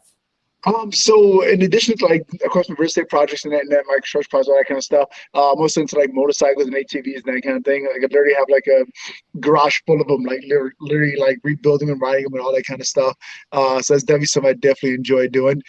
So much so that my 2-year-old son already has his first ATV as well, and like he loves that thing. Like he'll chase me around the neighborhood on his ATV, just having a blast. So it's definitely like a good escape for me. Just kind of like, all right, cool, I'm just going to shut the mind off and just go hop on the machine and have at it kind of thing.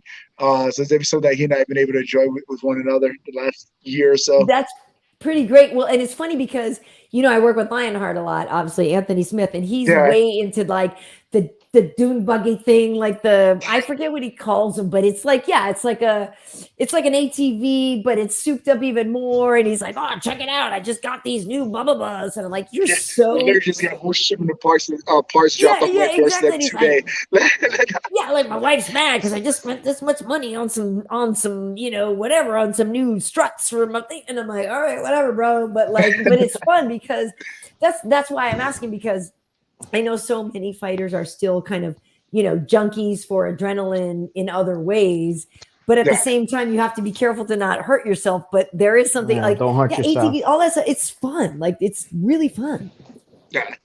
Yeah, that's the cool thing about it. Like, unlike the motorcycles riding on the street or whatever, like when I take my quad or dirt bike to the mountains, like it's literally just me. You know what I mean? I'm just riding that thing, ripping as hard as I want to, not necessarily worried about like someone not paying attention and crashing into me, so to speak. But I love it. I literally just get out there and just rip. That's so fun. It is fun. I've driven ATVs myself, and they are so fun. Oh my God, they're so fun. My quads is hip too, and a lot of people is into that ones. That's not the kind of quads we were talking about. Oh, well. Either way. Hey, so Neil, we should let you go, but it is like I said. We should, but we're not going to.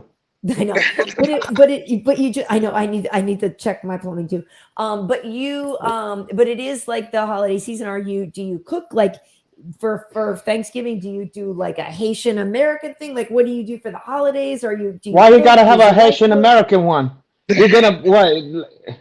Like the turkey is gonna be like the setup of Joe Bull. Like you have a bottle of hum next to it, and a cigar, a burning cigar. Voodoo dolls of the English people. He's on the side of the Native Americans, and he's stabbing all the English people for coming over.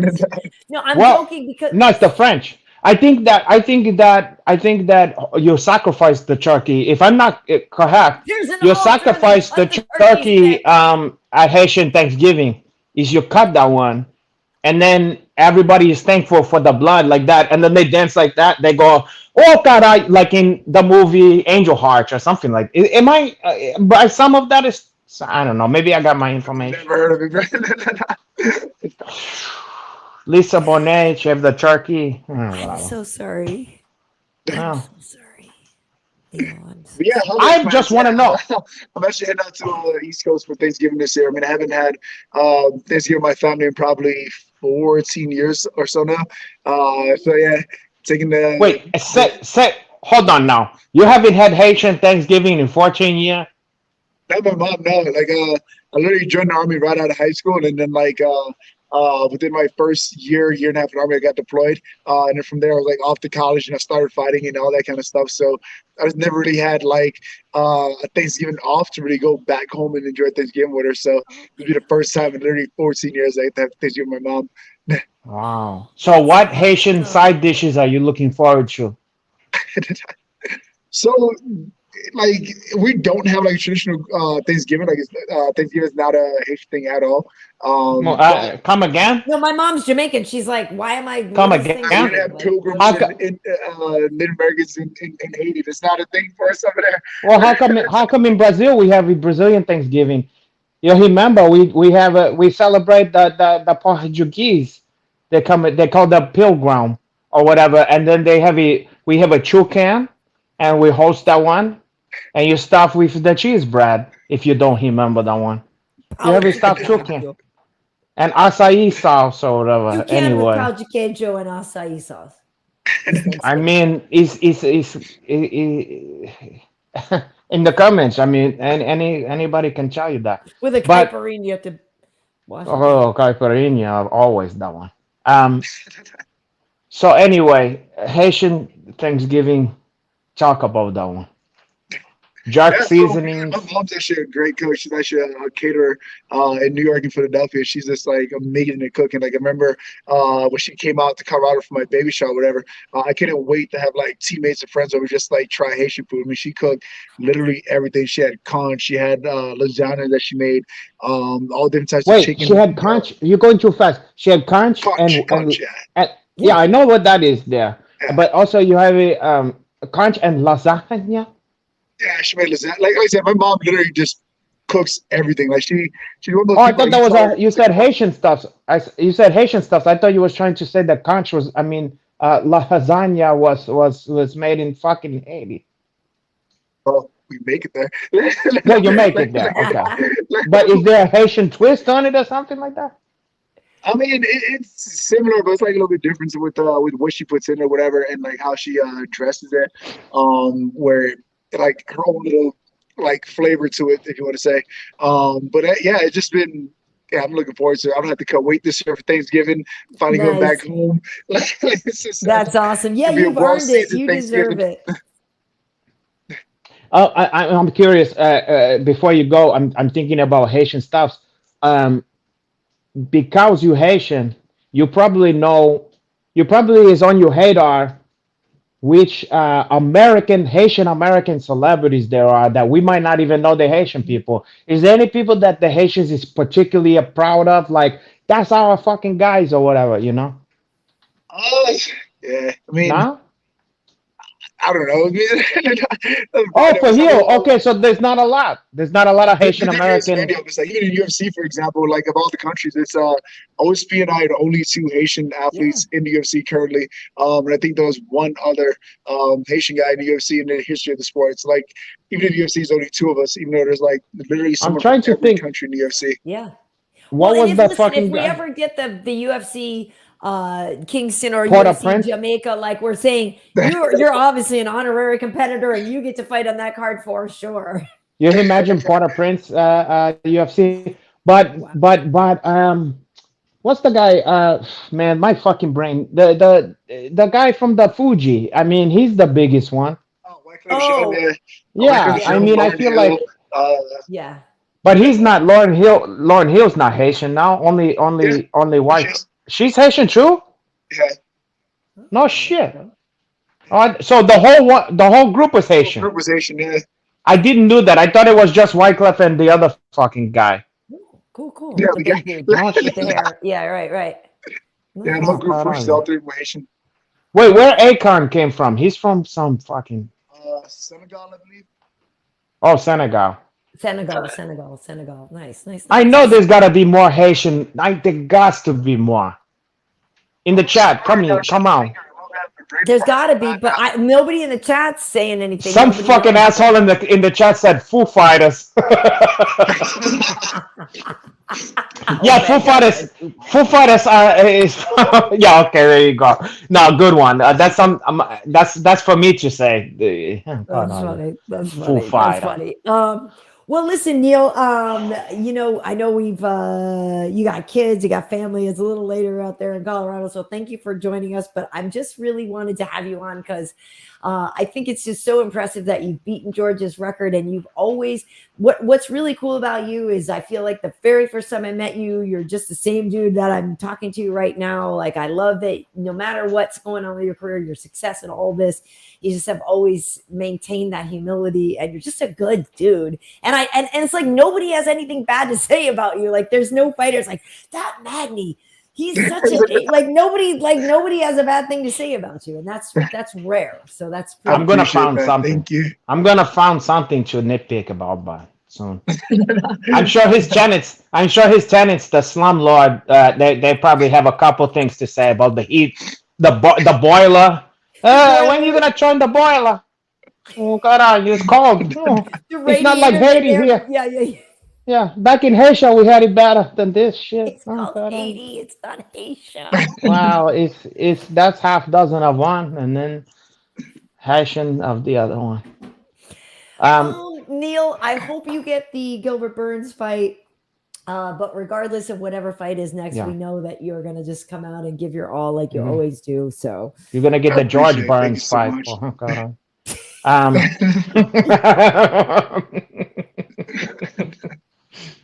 If I have anything to do with that, you're gonna get that one. George Burns. Oh God. Or no, you get the Mr. Burns. The Mr. Burns fight.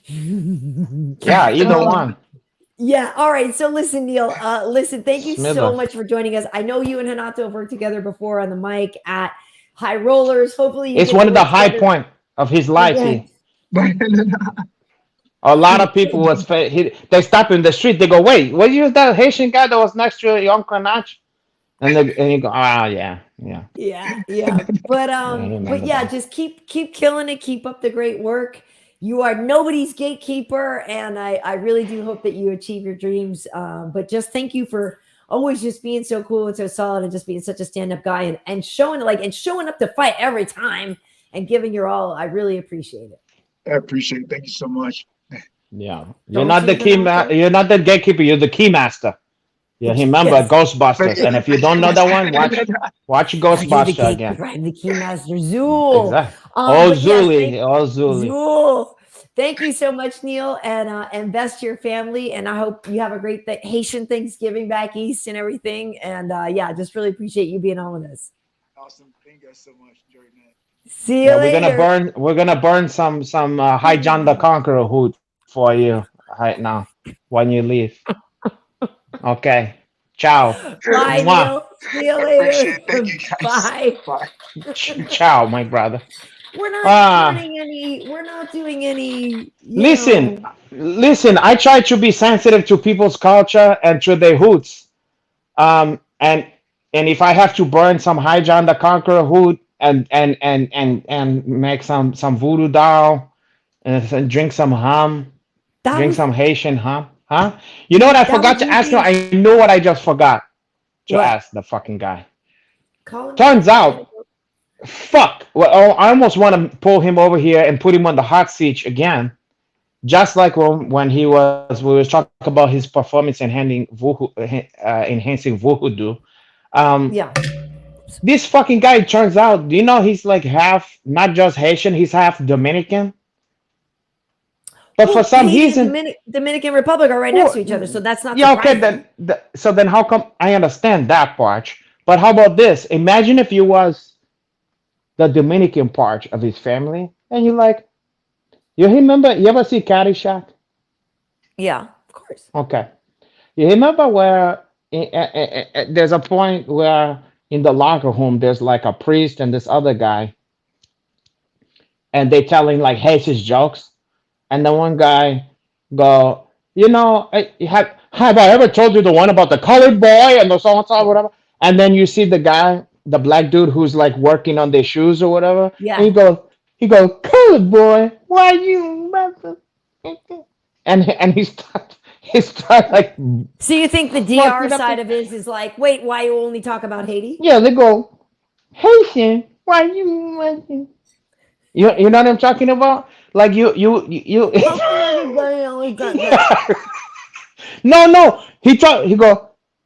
No, because he goes. No, not that. That's this.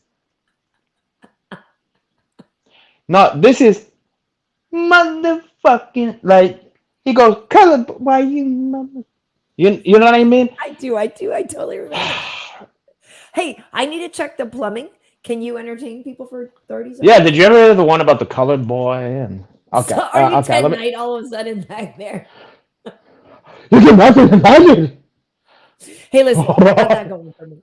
I'll be right back. I'll be right back.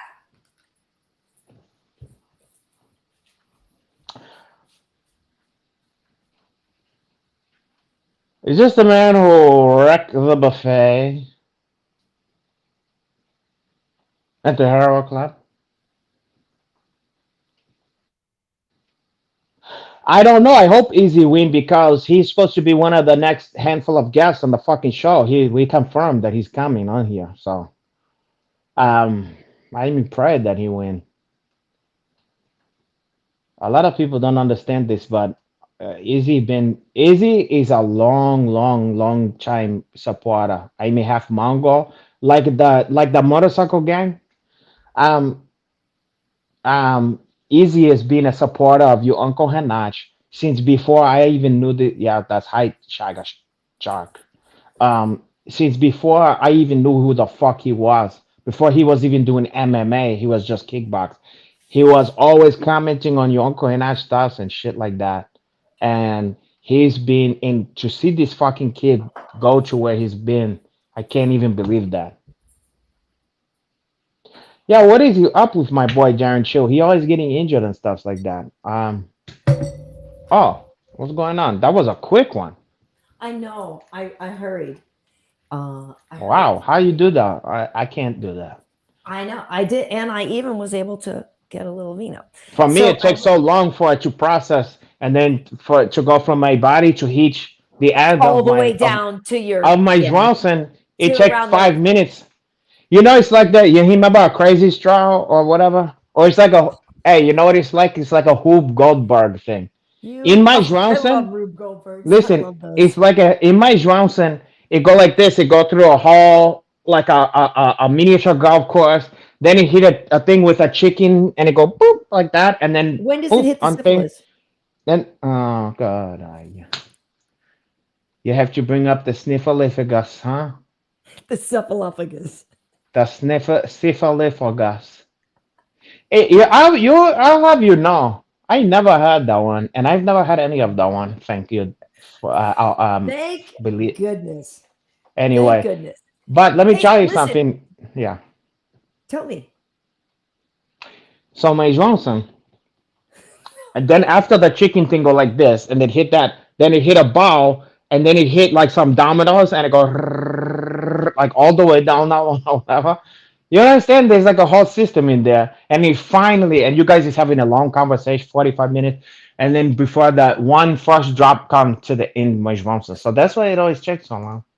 I Anyway, actually love Rube Goldberg machines. I And for bet you those who do. don't know what a Rube Goldberg machine is, it's like those things where it's like a really complicated contraption to do something simple. Like literally, it'll have a 97 steps to get literally, like he said, to like pour a glass of water into a cup or something like that. Like, but Mhm. those are really cool. I love the Rube Goldberg Or in machine. my case, a glass of a glass of piss into the Do you toilet. drink yours like Lyoto used to? Is that a I Brazilian thing? don't, but if I had to, if I was forced, you know what? And I've never been into that sexually. The most I've did is if you're like in a shower, taking a shower with a girl, Yeah. and then you guys is already finished with the sexual part, Yeah. and then you goof in a hand or whatever, and then I like piss on her feet, and she go, "No, stop that," or whatever, and I go, you know, because I'm like a Haskell or whatever. Well, it's probably the only warm water in your apartment too. You know, this is starting to turn into taking into a negative direction. Okay, so listen, Anthony M has a question here asking us about the betting investigation going on with Derek Minner. And did we already speak I on this? saw something about that. Well, right. Okay, so that's what I was going to say. I wanted to move on to some fight things, and I actually have, Yeah. you know, the footage of that, so we can talk about it while we discuss this. I mentioned it at the beginning of the show, but I goofed and I didn't have my mic on. I kind of goofed, and I might have not had that. Oh, good. My So we didn't microphone hear up. you squawking. So we didn't hear you Exactly. squawking You about didn't it. hear in the me beginning? chirping away at it. But anyway, So I yes. saw that fight. It looked legit to me.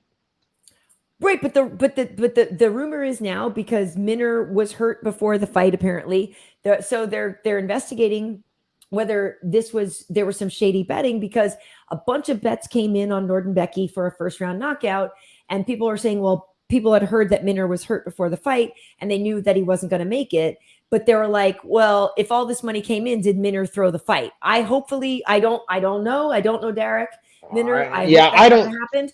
But That- I do believe that, yeah, probably they heard he was kind of hurt. And then everybody's like, well, if he's hurt before the But fight, listen, and that's part Schuyler's of good, betting. he's going to win.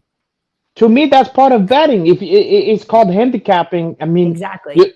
you get the information that's out there. I mean, if someone out there says the fucking guy's heart, and then Yeah. a little birdie tells you, then fuck. I mean, to me, I don't see that. I don't know. I mean, there better be something more serious.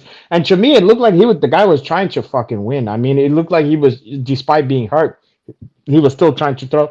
And by the way, when you kick somebody's fucking hip bone like that, I'm surprised. Let's put it to you this way. Knowing how I feel, because you know I like to grapple. Uh-huh. When you catch a bad one and somebody checks you kick, or you kick in the wrong fucking place, or you kick near someone's knee or something like that, Oof. that shit is enough to make you forget about in the rest of the fight.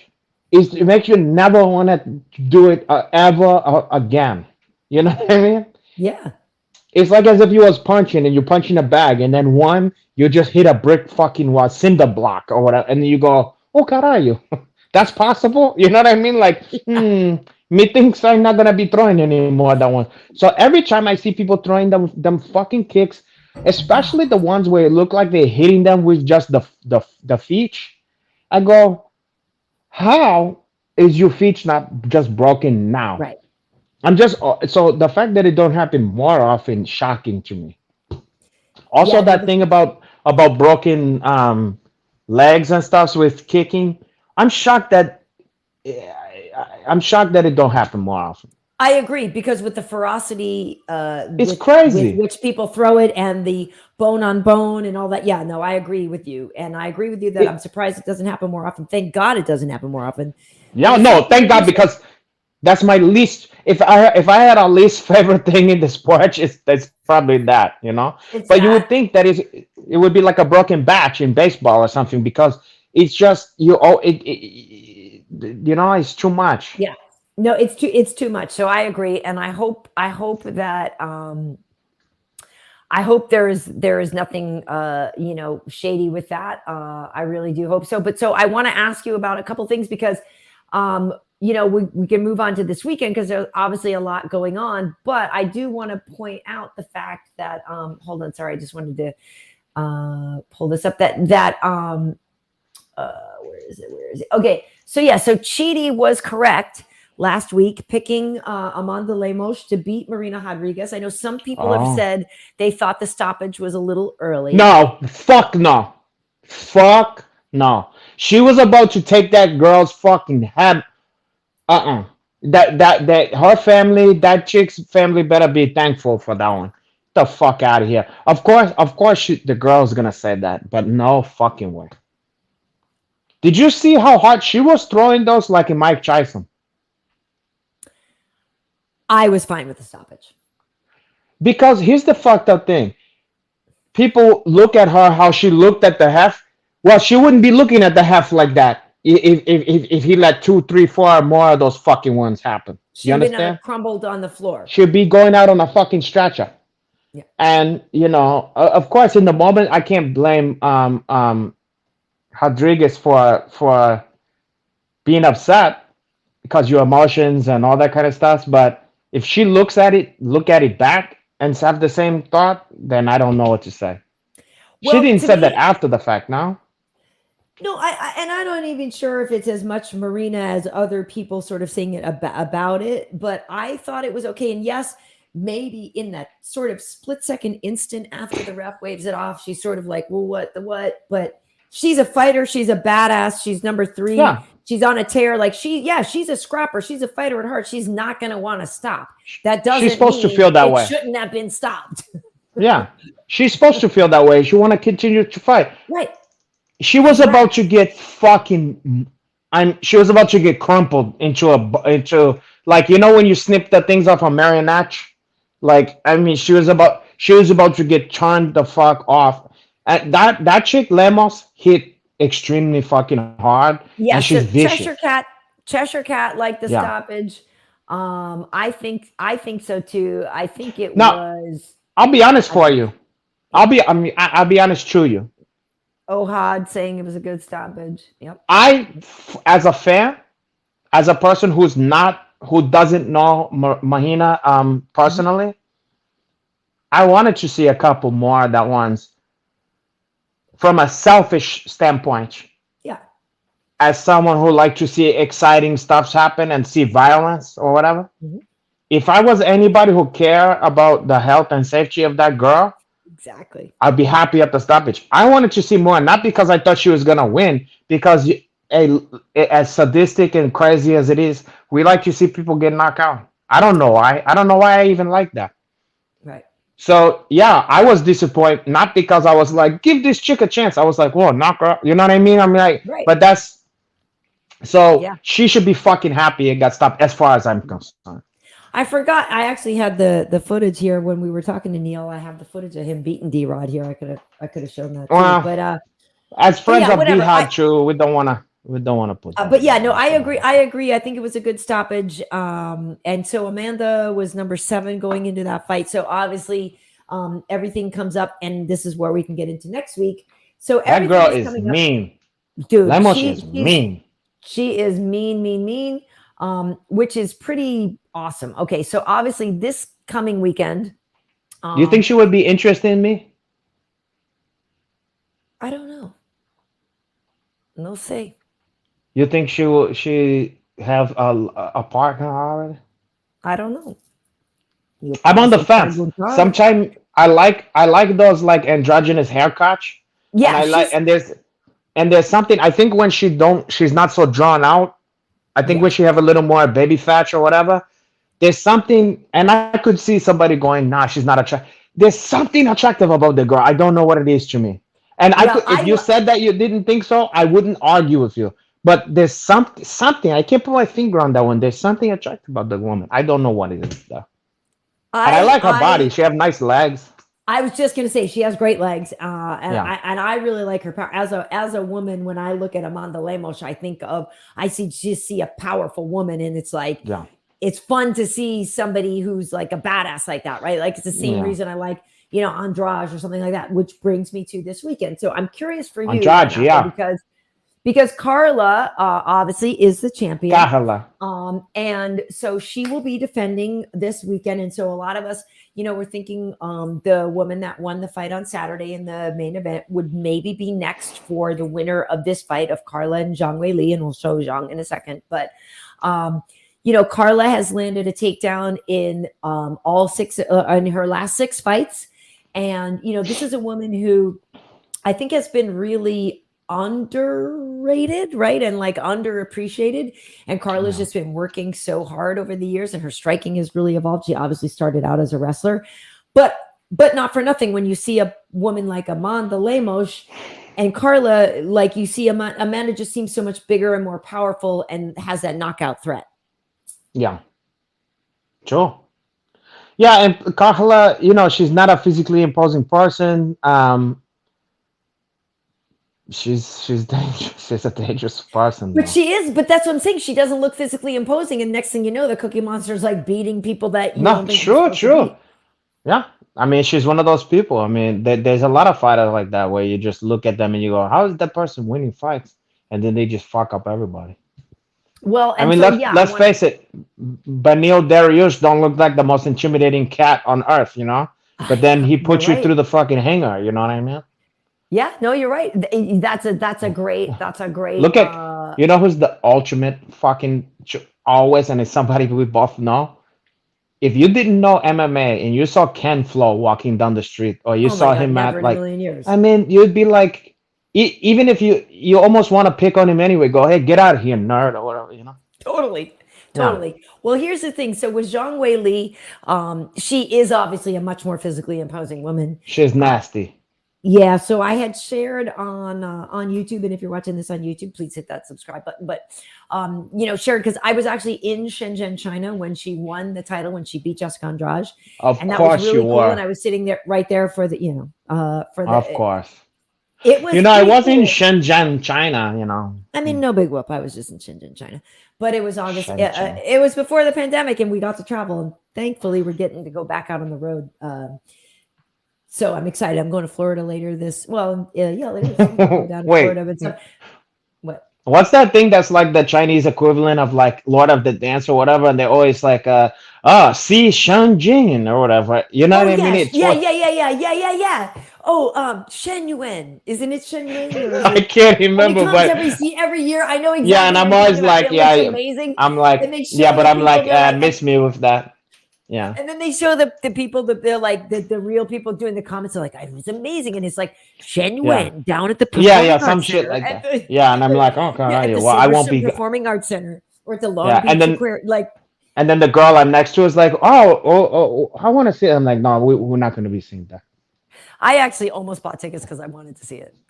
Wow. Yeah, you ain't seeing that with me, huh? Well, yeah, Chad, you're right. Ohad. I keep wanting to say Chad, and I apologize, Ohad. When I look at your name, it does look like that. Without my glasses, or even when they're on, I see it quickly, and the O looks like a C.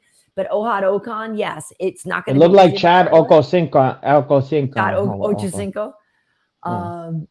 Well, Dean D is saying Weili's anti-grappling, and I don't think she can handle the chain wrestling of Carla's. Yeah. Maybe not. We'll see. Oh, she doesn't We think shall so. see. You're saying, Dean, do you think Carla's going to beat Ann Still then? Carla definitely has the fucking skill set to fuck up the party for fans of Well, Shenzhen or whatever. that's Shenzhen. And that's just it, though. That's the whole thing. That's my point, is that Carla is always underestimated, you know? And then the next thing you know, she's beating these girls. So Because she used to be on Sesame Street, so everybody thinks she's soft. yeah, somebody else. Hey, Cheshire Cat, thank you so much for the super chat donation. Thank you. Super You know, chat, Cheshire Cat. some of you fucking fellow watchers here could take a page out of your book. Imagine if all of them would pay $10. That'd be amazing. But you know, it's funny, Cheshire Cat. I actually use the phrase "smiling like a Cheshire Cat" a lot in my life. For those who don't know, the Cheshire Cat is from Alice in Wonderland. Well, Okay. of course, nobody knows that one. That's a deep cut, Alice in Wonderland. Yeah, nobody knows about the fucking Cheshire Cat. Okay, so let's, Hinato, do you want to see the Chidi's choice for that co-main event? Let's talk about that. And then we'll get to the Izzy one. So we have the, oh my God. Chidi, like I said, last week, Chidi correctly picked Amanda Lemos to win. And sorry, I'm just trying to get all my stuff here. So last week, Chidi said Amanda Lemos was going to win. So I have a Chidi's choice for Carla versus Zhang Weili, and we have one for Adesanya versus Pereira as well. But here is Chidi versus for Esparza. Hello, and welcome to another edition of Chidi's Choice. Today, the Fistivities bearded dragon mascot will be picking the UFC 281 co-main event between the champ Carla Esparza and the challenger Zhang Weili. What's Chidi that is hole a on the bearded side of dragon. his He loves head? arugula. He does love to go to the What do you right. mean, what's the roll? He's looking So we good. put these His very close colors are together. popping We lately. There's a randomize hole these, in his head. put them down, Oh, it's his ear. and here comes Chidi. Are you sure that's not one of the... Oh, Well, he doesn't have a hole in his body. I think it's his ear. you should put a Time out, gauge, you know, Chidi one of those correctly things. picked Amanda Lemos for the win over Marina Rodriguez. Chidi. So Oh, let's see shit. what he's gonna do this time. This is... He's stressing. Like, okay. Then Once again to the right. Okay, it's consistent, folks. To the right, but that is Did you why put like we vinaigrette randomize on the one on the names. height? he's Chidi obviously believes right-handed, but that's why I put them so close together that now. Zhang Weili will reclaim the title at UFC Uh-oh. 281. Chidi has chosen. We shall see. We shall see. Chidi Wow. thinks it's going to be an and new. Interesting. Wow. I guess I mean, in this one, I'm like, made the best woman win. I like both of those chicks. I know Carla, so I think, fuck, I think my gotch is gonna be for Carla. But as a fight fan, I like both of these ladies. You know. Yeah, it's tough, and I agree that it's a tough call here. D&D with the super chat saying, "Isn't Carla training with Coach Kenny Johnson for this one? Who's the better coach, Kenny or Henry or Triple C?" Yeah, so Carla has always been with Kenny Johnson before down at like Black House and stuff, and Kenny Johnson who also trains Volkov, and you know Alan Joban used to train wrestling with Kenny. We were talking about Kenny that on the Johnson air. is no joke. They're both Kenny great. Johnson you know? is great, Bolt Wrestling. So he is great, but Triple C is great. But, you know, I know that Zhang Weili did some of the training with Triple C, and then she did some other training elsewhere as well. So it wasn't all Triple C, but yeah. So, okay. Thank you, Tim Klingbeil. So Weili may have lifted Ngannou, but she could not lift Vinny as he's too fat as well as greasy due to the thick mucus coating he secretes naturally. Tim, I have to disagree. I'm not sure Vinny Magalhaes is A, fat, or B, secretes anything weird. Vinny Magalhaes, to me, seems like a little bit of all right. You don't know him. You don't know him like I do. He's fat and he's obese. And he's also a loser. He looks pretty good to me. Jay, I hope you guys deserve each other. Wait, I can't believe it. He has a girlfriend, though, Vinny does. Wait, he said, married. who gives a shit? He's married. She wants me anyway. You should see the comments. I see her on my fucking we stuff. can't believe we get taxed on this either, Ohad. You know who's really getting taxed? Your Uncle Hinach, because this is... Oh, God, it's very taxing doing this stuff. What? It's not taxing for you. All you do is literally show up like I do all the. All I give you is 100% of myself. Wow. I I'm give. not saying you don't give 100% when you're Listen, here, but I'm just saying I'm all give you you need to do of is, like, myself. I'm like, listen, when Jesus gave you, you know what I'm like. Give a man a loaf of bread, he's gonna fish for a day. Take him to what's the one? Take him to Long John Silver, $2, 3 hush puppies.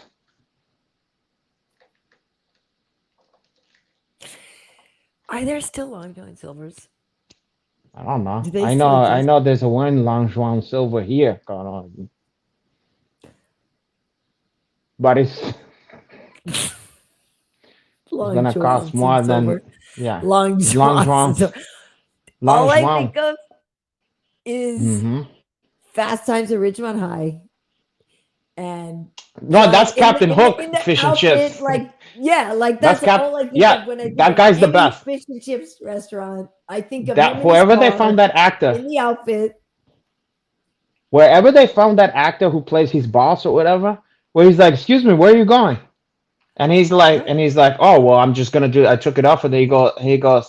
That part of that outfit is part of the mystique of the I know Captain Hook's fish he and says, chips. I was just taking it off because I'm going to go do a delivery. Well, Yeah. that outfit that is part of Yeah, and he's like, "You want me to put it back on?" He's like, "I wish you would." Yeah, I do, frankly. Yeah, and then you know what's funny? You know the chick that's laughing at him? Yeah. That's one of the chicks. Believe it or not, that's one of the chicks from Harch. Yes. You know Harch, you know the group Harch. Yes, because Ann Wilson and because with Cameron Crowe. Yes, that's the connection. He got her to do a cameo on that because he was the one who made the book or whatever. Anyway, Fast Times is great. One of my when I think of Long John Silver's, I think of Judd Nelson or Judd Reinhold in that. Judge, yeah. But He's great. Fast Times is like canon for me. Like Fast Times is a movie that I know so well. And I mean, come on. It's one of the. I just bought the Criterion of that. Believe it or not, God. Did you really? Yeah, we can't go down that. They have a fucking Criterion. Okay, yeah. Yeah, we can't go down that rabbit hole right this second. We'll have to revisit that another time, because if we both love Fast Times, we'll have to maybe do a Fast Times at Ridgemont episode at some point, because that show is amazing, or that movie is amazing. Okay, so here's what Chidi thinks is going to happen. I want you to want me. I want Hello, you to want me. and welcome to another edition of Your mama's all right. The Fistivities Mom, bearded Daddy's dragon all right. mascot will be choosing the UFC 281 main event between the champ Israel Adesanya Man, and the challenger Alex Pereira. I don't know. Okay, so Chidi is a bearded dragon. He loves arugula. What we do is he's got two piles. He loves to go to the right, so we put these really close together. I randomized the names here. We don't know who is who. We put these down, and here comes Chidi. And once again, he goes to the right. Chidi believes. It's gonna be tricky. Hard to do this with one hand, folks. Stay with me. I need to call in for an assist. Come on, with the fucking thing here. Pereira. Ooh, Chidi. Chidi. Well, Chidi has chosen. Chidi has spoken. We shall see. Oh my God! If he's hide, that's. So you can hear it in my voice. I go, Chidi.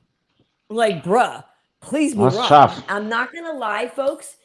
Today is election day here in the United States. For that reason, and I would never do this anyway, please understand there is voting integrity. There is Chidi integrity. These are never fixed. They are 100% valid. You think that they but as big of an Izzy fan that I am, there was a part of me that was like, maybe I should just put 2 Izzy cards down. Just do it. Yeah. Like my heart I'll tell you. at the thought, and I got nothing. I've got nothing against Alex Pereira. And I've interviewed him before, and with like Anderson, when Anderson was prepping for somebody and Alex was his guy, I got absolutely zero against Alex Pereira. But I love me some Izzy. And I'm like, on this one, I was like, yo, Chidi, You better be wrong, bro. You better be wrong. Chidi's record is great. Chidi's literally like 10-1 or 10-2 or 11-2 or something insane. But I'm hoping he's wrong. I'm hoping he's wrong too, because I gotta tell you, this fucking kid have been anybody. Like I told you, I'm a sucker for somebody who's a supporter of your uncle Hinato. If you fuck with me, I fuck with you, and he's been fucking with me for many years. Before I didn't even know who the fuck he was. I used to see that goddamn name. He had that same name forever. It says Stylebender. Yep. I just thought he was some kid that does kickboxing. And he turned into this. But he's been with me for a long time, so I'm gonna be with him. You know, dude. There's so much I like about Israel, like not even just the fight style and stuff like that, but like stuff outside of the octagon. The fact that, like, if you've seen his crumping videos, homeboy can dance like a mother effer. No, like, he's a special guy. Dude, and I understand, look, a lot of people don't like the guy, and if you don't like him, I'm not gonna try to sell anybody on him. If you don't like him, you don't like him, you know? I mean, there was people who didn't like Ali, or, you know, sometimes people don't like brash, cocky, whatever, you know, and some people don't like the style or whatever it is, but, you know, I'm one of the people who like that, and so are you. So. Well, me too, but I am a completely cognizant of the fact, you know, Pereira could totally pull it off, and there is something to be said for the fact that Pereira has beaten him twice in the past, and once by knockout and stuff. And like, it's dangerous. There is something to be said about that. And as much as I believe Izzy owns that title and feels very comfortable with it and has been putting in the work and will also feel very confident, because the other thing that really throws me off on this is, you know, this is a main event at Madison Square Garden, right? Like, so, and yes, Alex Pereira has been in big fights in Glory and obviously in other situations, but coming out with the pressure that he will have, that I will imagine he would put on himself, you know, to win again, and walking out before Izzy will have so much more ownership of that moment. I'll be interested to see what kind of how Alex really actually enters the occasion, if you know what I mean. Listen, unfortunately, I feel like there's no pressure on Alex. I feel like all the pressure is on Izzy. I feel like, you ever see Hockey 3? Of course. I feel like, you know, the first fight against Clubber Lang, there was no pressure on Clubber Lang. It was all on Hockey. But see, I disagree, though. There's pressure on Alex, though, because he keeps talking about the fact that he's beaten him twice, and he's made his own pressure to have to win again.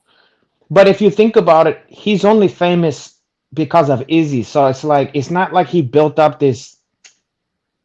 He almost just came into the UFC and he's like instantly hell of it. You know what I mean? Whereas Izzy had to like build a whole enterprise here, you know? Alex, he didn't made anything. He didn't made a whole thing in the UFC. He's just like jumping in there almost. You know what I mean? So it's like, I feel like this. If Izzy lose, is devastating. If Alex lose, he could at least even say, okay, now it's you know, now it's 2-1 or whatever. You know what I mean? Like he has so much breathing room on this one to me. If I was him, I'd be way less nervous than Izzy. Yeah, I get that. Like, I do think there's a more, I mean, clearly, obviously, it's always going to be more pressure on the defending champion, like regardless of who it is and regardless of what came before, even if it was somebody he'd never fought before, even if it's any random challenger, you know, it's always going to be more pressure on the defending champion. But in this case, I do think, though, there actually kind of is a certain amount of pressure on Pereira too, because he's talked such a game since arriving in the UFC. And literally the whole point the conversation since his arrival has been about Izzy. You know what I mean? And the whole goal has been to get to this moment and try to beat Izzy in the UFC now. And so I actually do believe that that there is a lot of pressure on Alex because, okay, I did it before in these other organizations. Which one of us has leveled up more? You know, like, yes, there's more on Izzy, but I do actually think there's a decent amount on Alex as well. The reason why I think this is because Izzy is a name, is like a big fucking name, you know? And Alex is only a name because of Izzy, you know what I mean? And so not to say he's not a great fighter or whatever, but Izzy is like a vastly more famous fighter, you know what I mean? So it's like if Pereira win, he take all the thunder of Izzy's name and put it on himself, like all of his tokens or whatever come here, you know what I mean?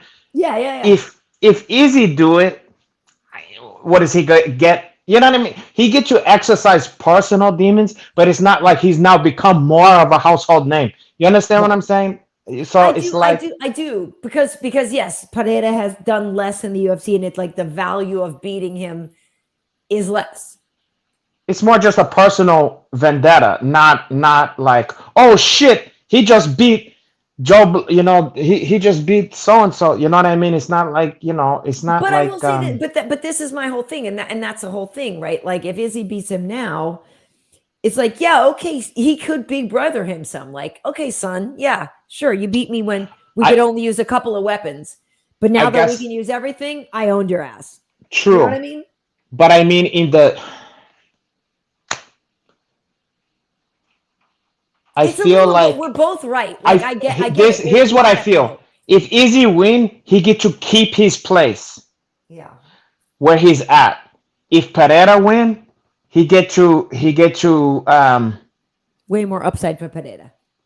Yeah. But that doesn't make my point though about the nerves or whatever. They have nothing to do with what we're talking about, I guess. I'm saying, look at Izzy's gonna have a lot of nerves, right? Because he can't be like, look at this mother effer has beaten me twice before, once by knockout. And that's the whole thing. It's literally only because we have built it up to this story. Like all the things we say on the air, everything we've talked about is this is the one dude that, you know, did this thing to Izzy.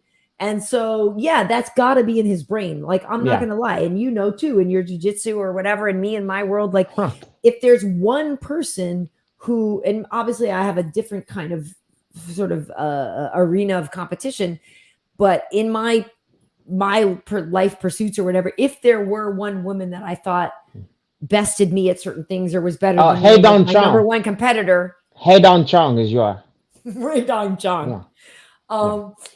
Yeah, I would like, look at, we're not like, we can't pretend, we know Pereira's been in Izzy's brain, right? Like there's no way he's not been in his brain. There's no way you don't think about the one person that has done something to you that, you know, like they're on your brain. There's no way he's not. Yeah.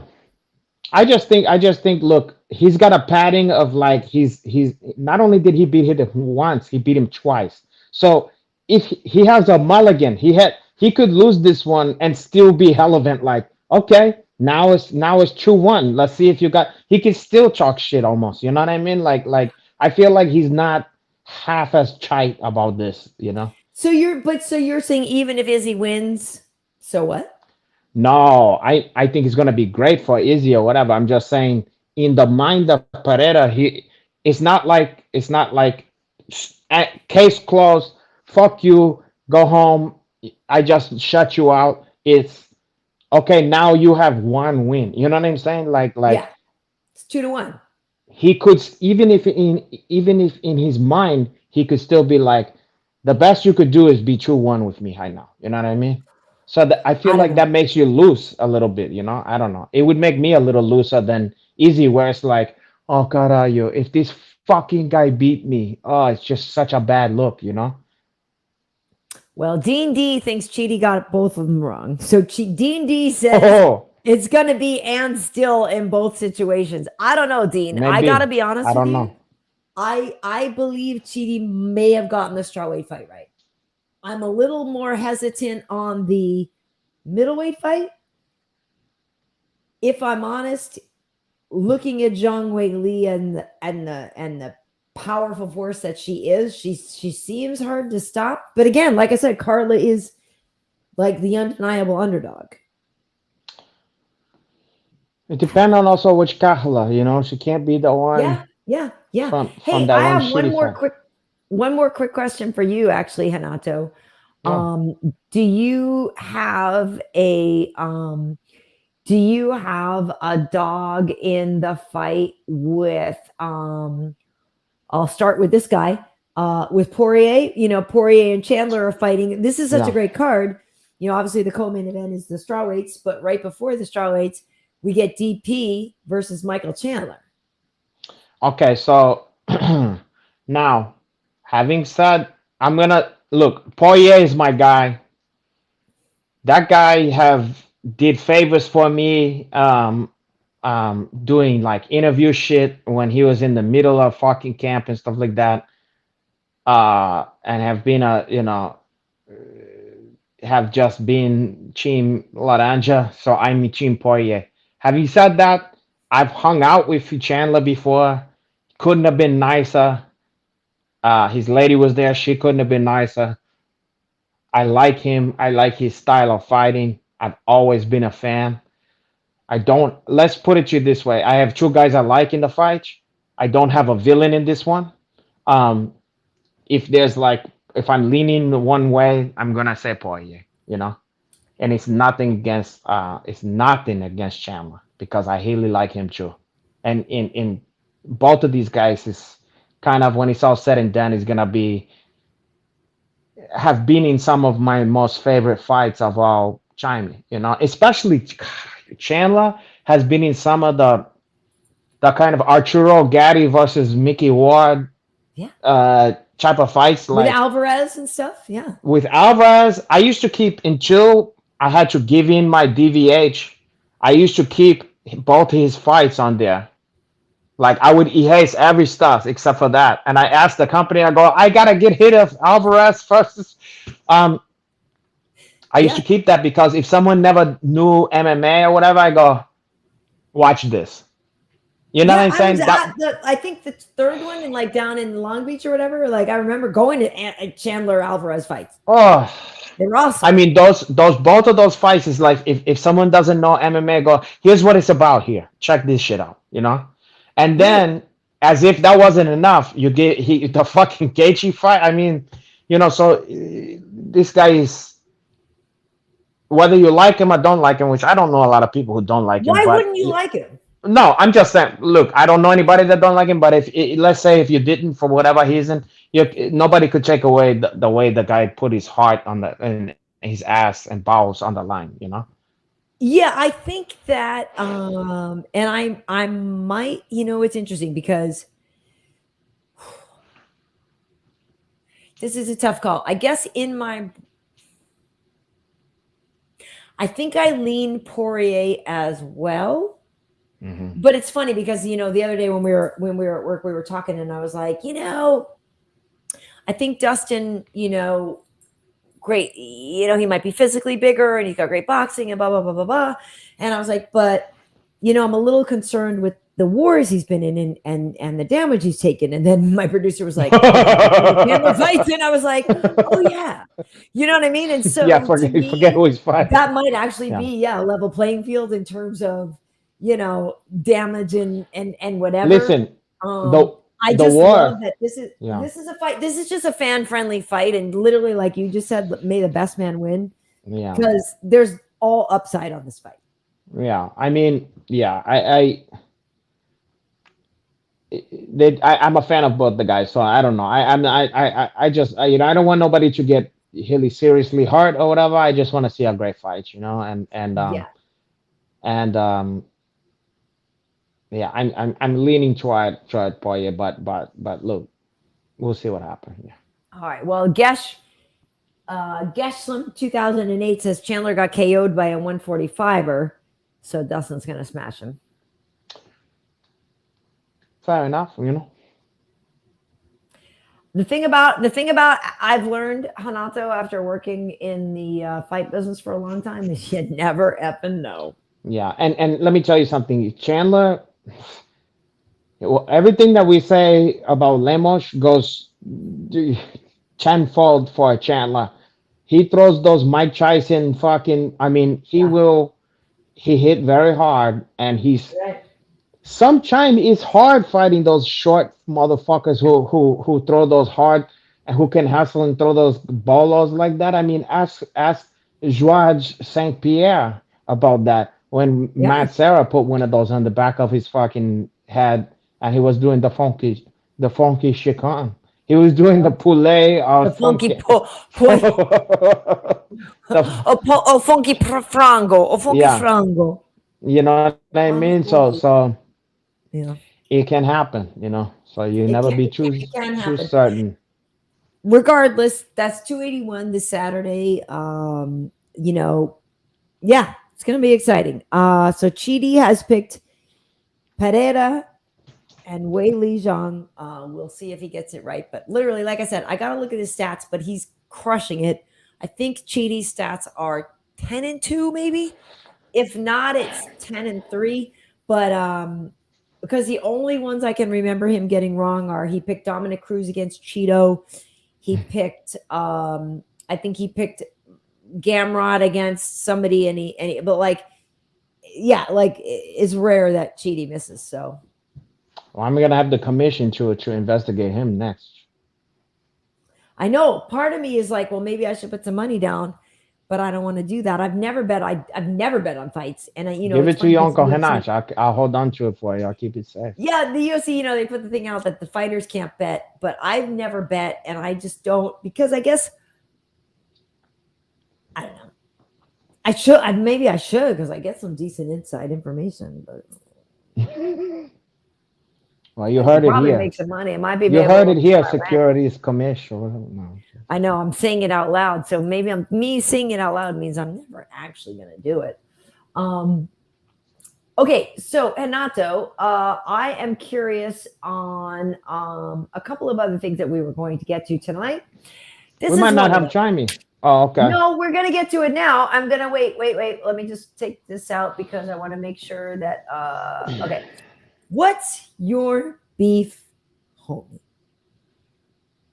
Beef. So, Hinato, when we talk about Pereira and Izzy, and when we talk about different things going on, there's some classic rivalries. We said we were going to be talking about some great rivalries and enemies in pop culture. What's your beef, homie? I'm curious because obviously the Adesanya Pereira beef is kind of real, right? I believe so. But do you have like a favorite beef in music? Like, okay, for example, East Coast versus West Coast rap, right? That's like a simple one. Do you have an allegiance? You're probably going East Coast, right? Yeah, I guess I was always more on the side of the East Coast when it came to those kind of stuff, even though I love other ones. But yeah, I mean, for some reason, when I saw that picture of the beef and stuff like that, I was less thinking about music. I thought of one of the worst, most bitter rivalry in all of pop culture that I thought of immediately was, you see Fred Sanford and Anasta. The two of those ones just don't like it. They don't fucking get along. They can't seem to get along. You remember? I don't condone hitting a woman, but Fred almost had to give her 5 across the lips. I don't know how many fucking chimey. Well, didn't she hit him with her purse every now and then? She might have, but it was more she hit him with the eyes and the attitude, and she called him an old heathen and a fish-eye fool and stuff like that. Yeah. So for folks who don't know, Sanford and Son, like I actually grew up watching Sanford and Son because it was like one of my dad's favorite shows. The greatest. So whenever my dad too bring up Sanford and Son, like I get the feels because it's all good memories for me. Like it's all good, and it's like it was good for you, but between them, this is the big one. The whole bit, but Aunt Elizabeth Esther was hilarious. Yo, heathen. And she had her purse, and I swear she would swing it at Fred, and maybe she didn't, and Lamont would kind of get in the way. Lamont was the voice of heathen. Lamont was the voice of heathen, but Aunt Esther and I don't know that they could ever reconcile the differences between the two of that one. They maybe couldn't, and I will say, Hinato, I feel like a lot of our viewers may not have been as familiar with Sanford and Son. Listen, too fucking bad. That's their problem. Go look up. We're in the age of information. Go look up fucking Aunt Esther and Fred Sanford. But you're 100% right, because that is a very, very, very classic rivalry, right? Like, it was a fraught relationship, to say the least. So who's on? So it's Aunt Esther, though. Like, they all call her Aunt Esther. Is that Fred's sister? Here's what the thing is. I actually don't understand Aunt Esther's relationship. Is she Lamont's aunt? Like, so is she Fred G. Sanford's sister? It's funny that you say said this. His wife's ex-wife's, his passed away wife's sister. That's what I want to say. That's what it is. Right. If I had to guess, because it's like that in-law situation. Yeah. I think that's the situation. But I don't know, because you can be more feisty with your own actual blood relative. So maybe Aunt Esther is actually Fred's sister. Not if she never. No, it's not his sister. I'm almost positive it's the wife. So it's the sister of the dead wife. We can investigate this one later. Funny enough, you want to know something fucking crazy? You're not gonna believe this, and I'm gonna post something about this. I'm in possession of a picture of Aunt Esther when she was like in her early 20s. And Aunt Esther could get it. If you think I'm lying, wait till you see the fucking picture. You're not gonna fucking believe it. She could get it. I'm gonna post, and you're gonna fucking And also, funny enough, okay, the heel woman, as much as they hate each other in Fred Sanford land. Yes. In real life, she was a comedian that used to open for him. Yeah, I do know that. What is she was more foul-mouthed than he was. The heel woman, the heel comedian. Yes. And now I fucking. I know you're right, because I know you're right, because I have heard. She has some dirty jokes, and she said some shit about how,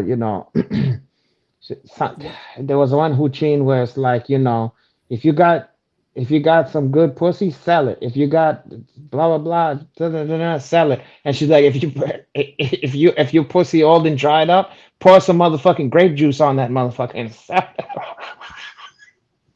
it. Yeah. I mean, she was the opposite of her character on. Yeah, no, I'm not kidding here.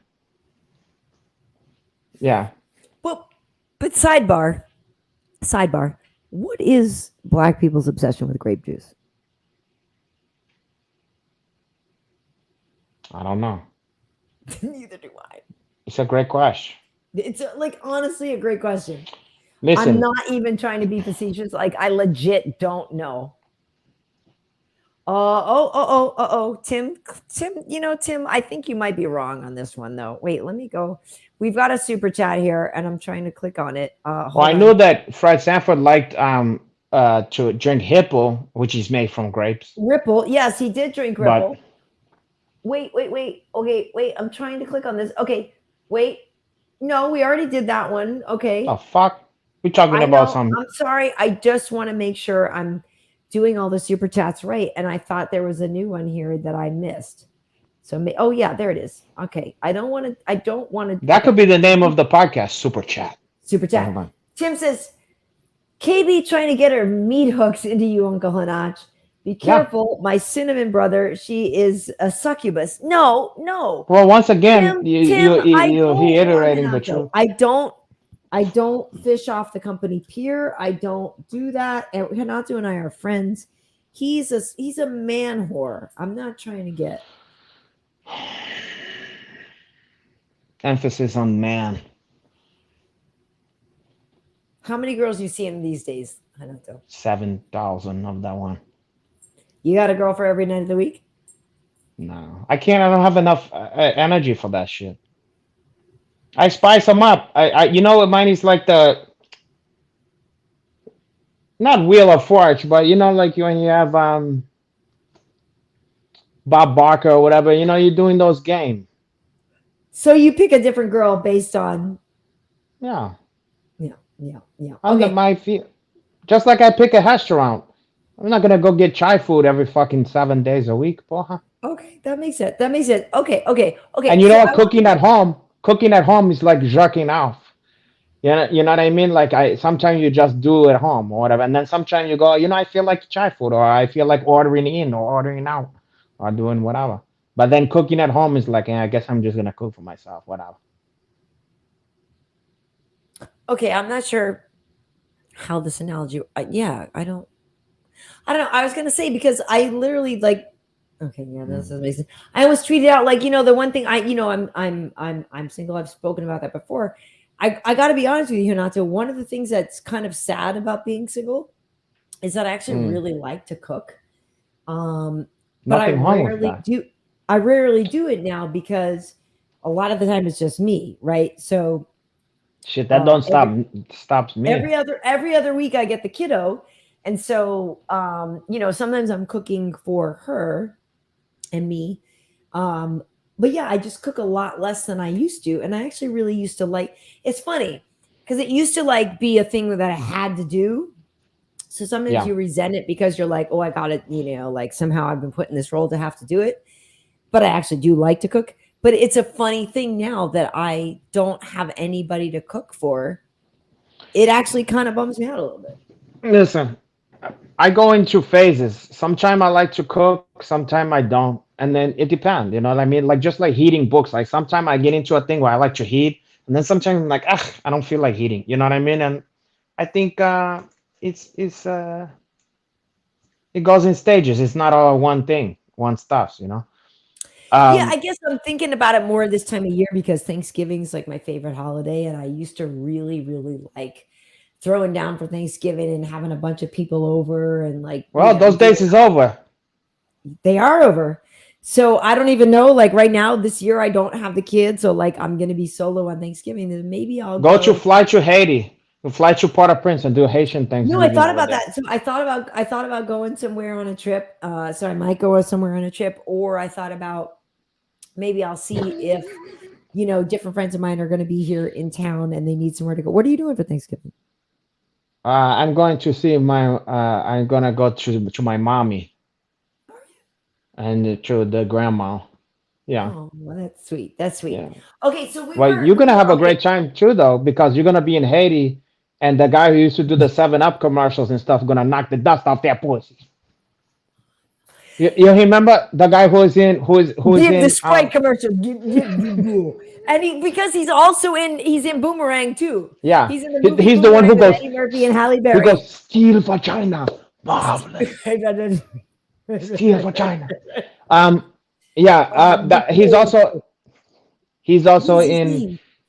he's also in fucking to live in no not to live he's in Yes, Live and he's in Let the Die. Yeah, James Bond movie. yeah. No, So he's you're great. gonna get a guy like that, and he gonna give you some of that high João the The Conqueror food. Uncola. That Yeah, was the it. uncle. The un. Oh, the And then un. he gonna knock the dust off that It's food. not dusty, Hinato. Just because I don't have a steady boyfriend doesn't mean there's cobwebs. Wow, I mean, there might be slightly cobwebs starting to build, but hey, there's Tim. dust bunny in there.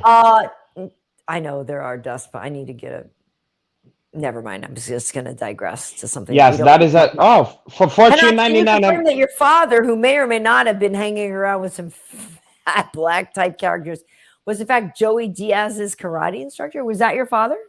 I can confirm that. That's 100% true. That is true. Your dad was No joke. No, I mean no fucking joke. As a child, Joey Diaz took karate from my dad, and I known him for a couple years before we found that out. Okay, that's insane. We was at a restaurant with like a bunch of jiu-jitsu people and stuff like that. And he was like, "Yeah, I used to take karate with this fucking black guy who's like a Jim Kelly motherfucker. And he used to do this and that. And he would train us in bare feet. And he was like this dude. He had an afro and blah, blah, blah, blah." And I was, "Oh, caralho, that's interesting. What years? Oh, okay, yeah, my dad happened to be, he reminded me of my dad, And then we more and more. Oh, what street? What street was that? Where did he teach? And then I go, and then I said, and then I go, that's my father. He says one other thing. I go, well, that's my father. And and it was like he saw a ghost. I mean, because we had known each other for a couple Because fucking once years. once you said that, then he recognized his face, your dad's face in you. I'm sure. And he was one of those bad kids in the neighborhood. Now, of course, he's a little older than Yonko Hinacho or whatever. So, but he was one of those kids that my dad was trying to help these fucking kids in the neighborhood. The fucking wayward kids of the ghetto, porra.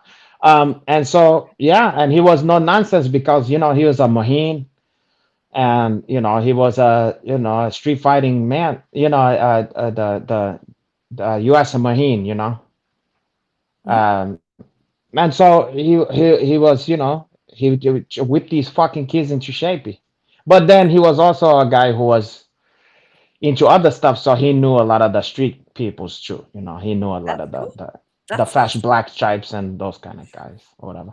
So if you ask Joey Diaz, he have a lot of stories about and that's the reason why, because he used to do something. This is how it came up. He used to do like kind of a character thing where he called himself Joey Kahati. Have you ever seen any of those videos? I don't think so. So when he was doing that shit, it was goofy, and he was dressed in a fucking Kahati gi, and he called himself Joey Kahati, and he would do like almost like Chidi. He would do like his bets for the thing or whatever, and it was funny. Yeah. And you go, hey brother, this is Joey Kahati, blah blah blah. But when he would open up, he would do, or when he was finished the video, he would do like stuff where he'd be like and doing all these like kind of dynamic tension and stuff like that. And it was unlike when most squares do like a Kahati bullshit. If you was to make fun of Kahati, it would be less specific than that. And I said to him, I go, now listen, I know you're goofing around. You must have took Kahati at some point. You've been at least a hound, you know what I mean? Because he knew too much specific type of shit, you know what I mean? And that's how we got into the conversation. And then it took a while to get in there. I go, get the fuck out of here, That's so crazy. it's a small world, yeah. It is a small world. But that's the truth. The truth. Joy Kahati as a child, and the more amazing thing is to imagine that guy was at once ever a fucking kid. You know what I mean? Right. Yeah. Right. Exactly. Yeah. That's a trip. Well, thank you, Mixed Martial Anarchist, saying, and thank you for the donation, saying that cooking is therapeutic. I should cook something soon. You're 100% correct. It is therapeutic. And so I made a little something for, like the kiddo, and I cooked something, last night. Like I cook little things. Last night I did a thing with like some, sort of like lentils and grains and chicken and this stuff for her. I'm still plant-based, but no, I love to, I do really love to cook, but like, I guess, like I said, the part that's a little tricky is it's weird to go from like cooking for people all the time. And obviously now it's been a year and a half or whatever that I've been here alone. But that like, it's just an adjustment, right? But so I'm going to go for Christmas. I'll be with my mom and my brother and, his girl and my kids and stuff like that. And so I was like, yeah, everybody gets psyched because I'll cook, because I'll throw down. Like I really do enjoy it. I really do. It's fun. Well, hey, listen. Sometimes you gotta just take a load off and let somebody else do the cooking. I know, but a lot of other people can't cook, especially on Thanksgiving. We made the mistake of a few years back, of like going to friends, and they were like, "Oh, we're gonna have like a friends Thanksgiving and a potluck," and we went, and it was so effing bad. And literally the next day, like, I was like, Mom, can you please cook Thanksgiving for us at home? And so like, I literally like redid everything because it was bad. That can happen. Yeah. Listen, I mean, I can't, all I can say is I sauce my own kielbasa. Yeah. Yeah, I do love to cook. Okay, but so are there any other you do love kielbasa beefs, Hinato? Like, in this thinking of this, I was thinking, like I said, the East Coast, West Coast thing, right? Like, so like you got your Biggie versus Tupac's, or even in sports, right? You've got your, whatever. It's like you got your haters, Chiefs. Your haters, Chiefs. You got your Yankees head socks. I mean, Yeah. And congrats to the Astros, I guess. never mind the They're Astro. cheaters. They're I can't cheaters. They're stand the. cheaters. I can't stand Cheaters. the only person I'm happy for is fucking Dusty Baker. The rest of them can kick Yes. hocks as far as I'm Yeah, concerned. You're right. I Fuck agree the with rest you. of those guys. For as far as I'm concerned, those guys never paid the penance. They should have had a whole next season cut off, like I they agree do with in you. the fucking NCAA. Fuck I those agree with fucking you. guys. Dirty Fuck them cheaters. where I they agree with breathe, you. porra. I agree with you. I got 100% no agree with you. joy, no joy from finding out that they won. I agree. I agree with you. I will say though, in terms of like, like on the movies and the things like I'm not gonna lie, I think like things like Batman versus the Joker is classic. You know what I mean? Like stuff like that you can go back to. I don't care how many movies they make of like Batman and Joker things. Like I'm always Yeah, gonna love those two as sure. I mean, as enemies. I'm just always gonna love it. yeah. Well, those things have been it's become part of the thing. It's like it's become part of mythology at this point. It's like God and the devil or something like that. It's like even go beyond specifics. It's like 1,000 years from now, they're probably gonna remember the fucking Batman and the Joker. You know what I mean? It's like it's part of mythology now. You know. I Um, know. yeah, I mean that's how it work. You know, that's how modern. If you look at it, all that superhero shit is pretty much our time periods. Zeus and Hermes and whatever the No, fuck you're else, right. you know? Yeah. You're right. Well, that's the whole thing is, so my kid is a junior in high school right now. And so, a lot of the stuff that she's reading, she's gone through the Greek mythology and some of it is still going on. And like, that's some of the stuff that she's still doing. And that is it. And that, I guess that's what it is, right? Is like, we have these old stories and they're supposed to teach you something about ourselves and about humanity. But that's all superhero movies are like It's the Greek same mythology shit. reinvented. Pretty much. I mean, Caralho, even some of the characters is actual people's mythology. Like, look at Thor. I mean, that all that Yeah. shit that's in those Thor movies is from someone's actual mythology, you know? Yeah. It's funny. Years ago, I used to date a fucking Swedish girl, and she was laughing. She could not believe she was visiting this country. I think it was right when the first Thor movie came out. I don't remember Yeah. what year that was. Oh God, then Thor's so Swedish. Yeah, so the fucking fucked up thing is, we passed like a bus stop sign where it said Thor. She couldn't understand. She goes, Thor? She's like, what? And she was trying to explain to me the strangeness of seeing that be like one of our superheroes would be like if I came to Sweden and like they had a superhero and it was like Davy Crockett or something. You know what I mean? You know what I'm saying? It's Right. like Johnny Appleseed. You're like, her thing was like, what? Why? Like, huh? She was baffled by that. Baffled.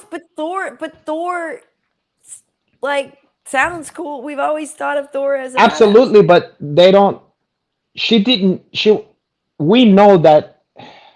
How can I say this? We used to Thor because we knew him as the Marvel character before we even knew he came from something else. Do you understand? But since that's from literally almost the religion there, that's the closest thing to fucking like religion that comes from them. You know what I mean? Right. That like it's just strange that's Is this like became turning one of our St. Peter into a superheroes. superhero or something? Or Something, but also just like nothing else in our culture is something that we latch onto from there. So to make like one of our biggest like superhero, like a Right. Superman type character, be some fucking thing from their mythology is Right. just strange to them. You know what I mean? I get it that. don't But compute. imagine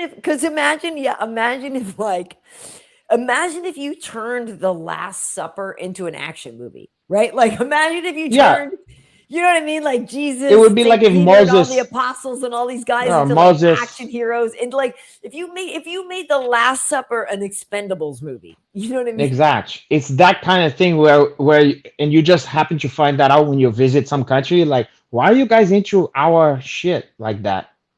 Right.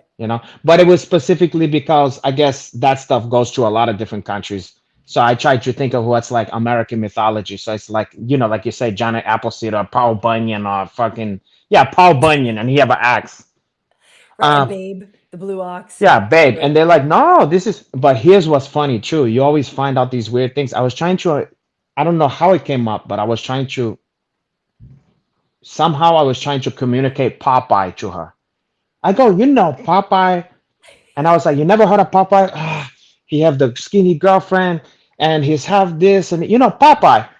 She's like, Popeye, no. And then I'm trying to, and then, he have a pipe, he's a sailor. And she go, you mean Carl Alfred? Alfred? So out there, they have a Popeye, but there with a K, his fucking name is Carl Alfred. And all the kids and everybody grow up. Sounds like a CPA or something instead. And trust me, here's the funny part. Aside from the fucking name. Because when you grow up, you think everything is like you're the center of the universe. She thought that was a Swedish fucking character. She didn't realize it was American. So she was like, of course, this is Carl Alfred.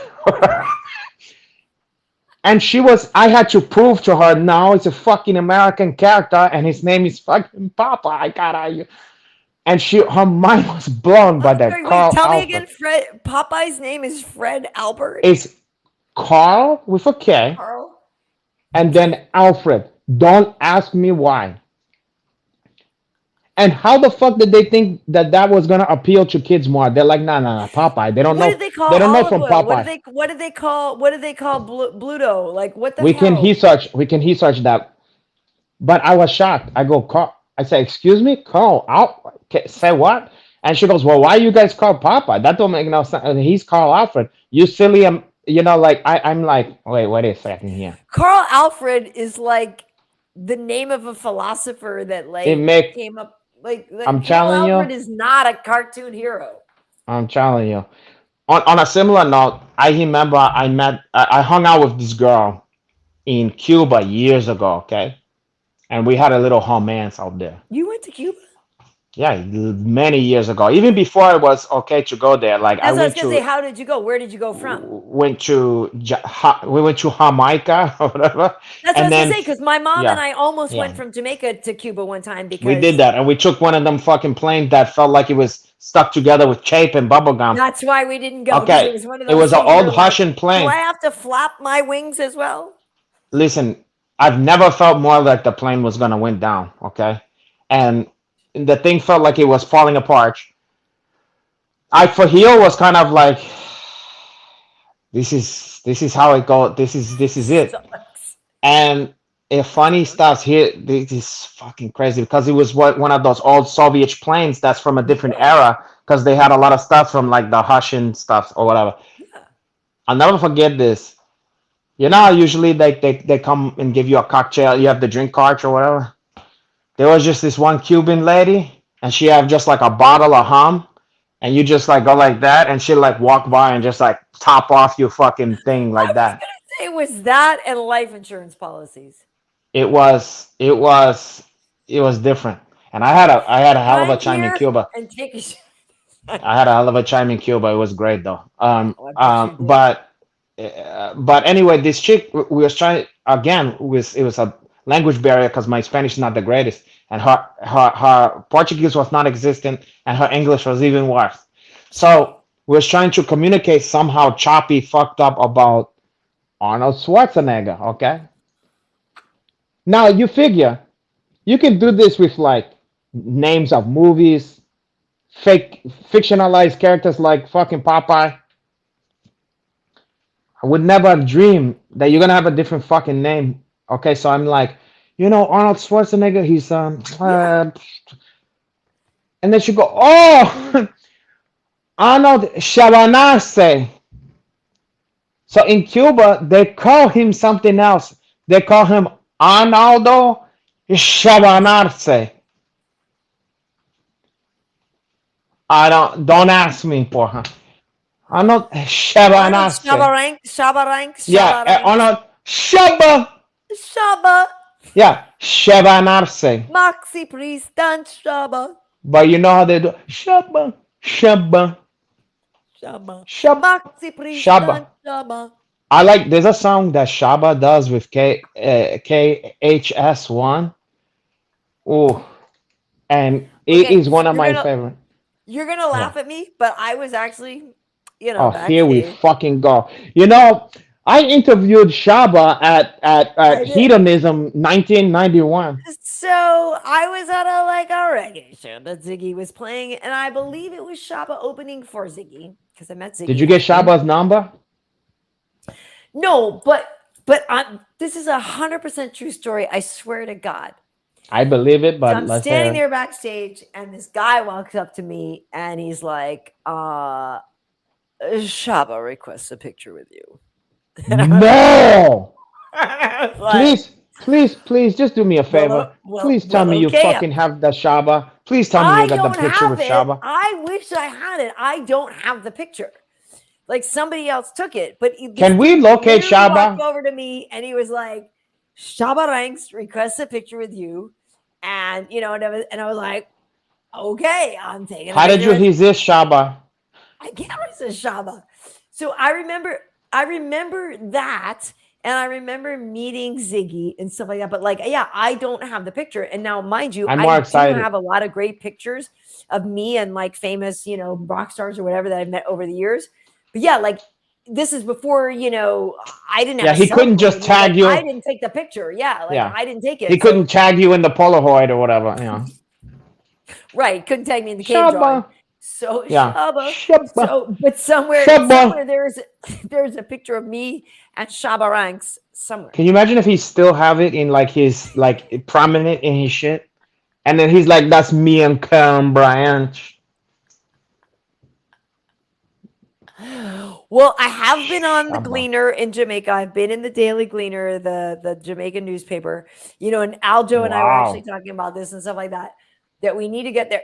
So if we ever have UFC Jamaica or UFC Kingston or whatever, maybe I could be a big thing. But yeah, I've met Shabba, and that was funny to me. I was like, damn, I wish I could meet Shabba. God, I like me some Shabba. I like Shabba Hanks. He's one of the best. I know he was great. Who doesn't? Yeah, Shabba Hanks is something else because people think of him being it wasn't me. No, that's Shaggy. Shaggy, that's Shaggy. No, Shabba was Mr. Loverman. Mr. Loverman. Yeah, but let me tell you something. See, people like Shabba and all those fucking guys who make it on the charts in the US. Yeah. That shit is whatever, but they have a whole catalog of shit that's D&D from going to Jamaica. play some Shabba right now. Oh no, you're right. Yeah. They have a whole catalog of backstories that we've some never dope heard. shit. But some dope shit like stuffs like dance hall reggae stuff that's not Haiti friendly. Shabba, I mean Mr. Lava, man, Shabba, fuck all that. The other shit that he's involved in is much better. You know, good. Like he's not I corny. love dance hall. No, I love that. Me stuff. too. Well, believe me, I'm a big fan of that. I was so mad. That was the whole thing, right? We were supposed to get that Rihanna dance hall record that we never got from Riri. I'm okay with that. I'll just listen to some Super Cat or something like that. Well, what's your take? I would imagine you're a Rihanna fan, yeah? No? Yeah. But I'm more a fan of how she looked and her vibe than I'm not sitting there putting on Rihanna records or whatever. You know what I mean? Oh, I do. I like her. But now Shabba. What? Well, Riri, there's a few people in this world. I mean, there's a handful of people. But Riri is one of them that I'm like, well, if we met, we would get along great. Like I would. You know what I mean? She seemed cool. But the music cool. I don't need. She seems. I mean, look I'm not gonna lie. I'm not tough. I'm pretend I don't even pretend I'm gangster because I'm not. I'm like a little nerdy word nerd, like Ivy League, nerd, whatever. But I'm pretty cool at the same time because I have a pretty cool gig and I've done some pretty cool things. But I will say that Riri's somebody that I was like, oh my God, we would totally get along great. I would love to hang out with her. Yeah, you guys could go traipsing around and get Shabba Hanks and be with Shabba Hanks and guys who look like Shabba Hanks. Well, and I will say this, Hinato, Riri's been posting some stuff lately of her new Fenty line of some new of the undergarments. Some pretty hot. But then She I would was probably thinking be about it, and I was interested. like, well, I would Wow. buy those, but I don't have anybody to show them off for, like, so I'm not gonna buy them. Like, what's the point? I'll let you preview them here. Oh, Shabba. Shabba. Uh, Shabba. yeah, well, if you hunt into Chala, I said hi, and then see where we go from there. JH125 says, remember Shabba from ASAP? ASAP Ferg, yeah, like Shabba Hanks. Or whatever. I think of Shabba Hank. Yeah, but Shabba Shabba, man, you see those fucking Jamaican dancehall stars? They got like stitches, scars on their Dude, they've faces and all shit. been near Yeah. death. They've all almost died. Yeah, Cutty Hanks and some of these fucking guys. I like Beanie Man too, you know. I like a lot of that shit, to be honest. Yeah.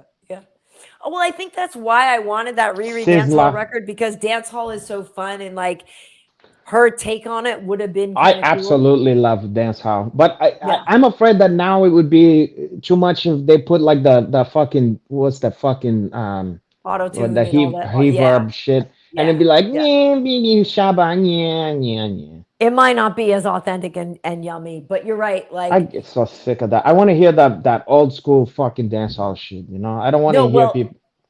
Yeah. Yeah, no, I agree, and believe me, like I thought about that, like we were saying, like going to just taking a trip to go to Jamaica, go to the Caribbean or something, like I said, get my groove back or whatever, and like, but I love that, like literally to me, if I'm not even talking about like dating anybody or hooking up or whatever, but literally if I could go down to Jamaica and just go to like dance halls in Kingston and like nobody would like, I'm not saying don't bother me. Like obviously I like to dance with people, but I'm saying like if there was no stress of, you know, anything other than just being able to go somewhere pure and hear that kind of music and just dance and have a good time, man, I would love that right now. I would love that. I hope that I could go to Jamaica and no girls hit on me, you know, and then I can just dance hall by myself, drink some head stripe, smoking marijuana, and then I'll just be like this by myself, just vibing, and just hopefully none of those Jamaican women put their meat hooks on me. Oh God, argue.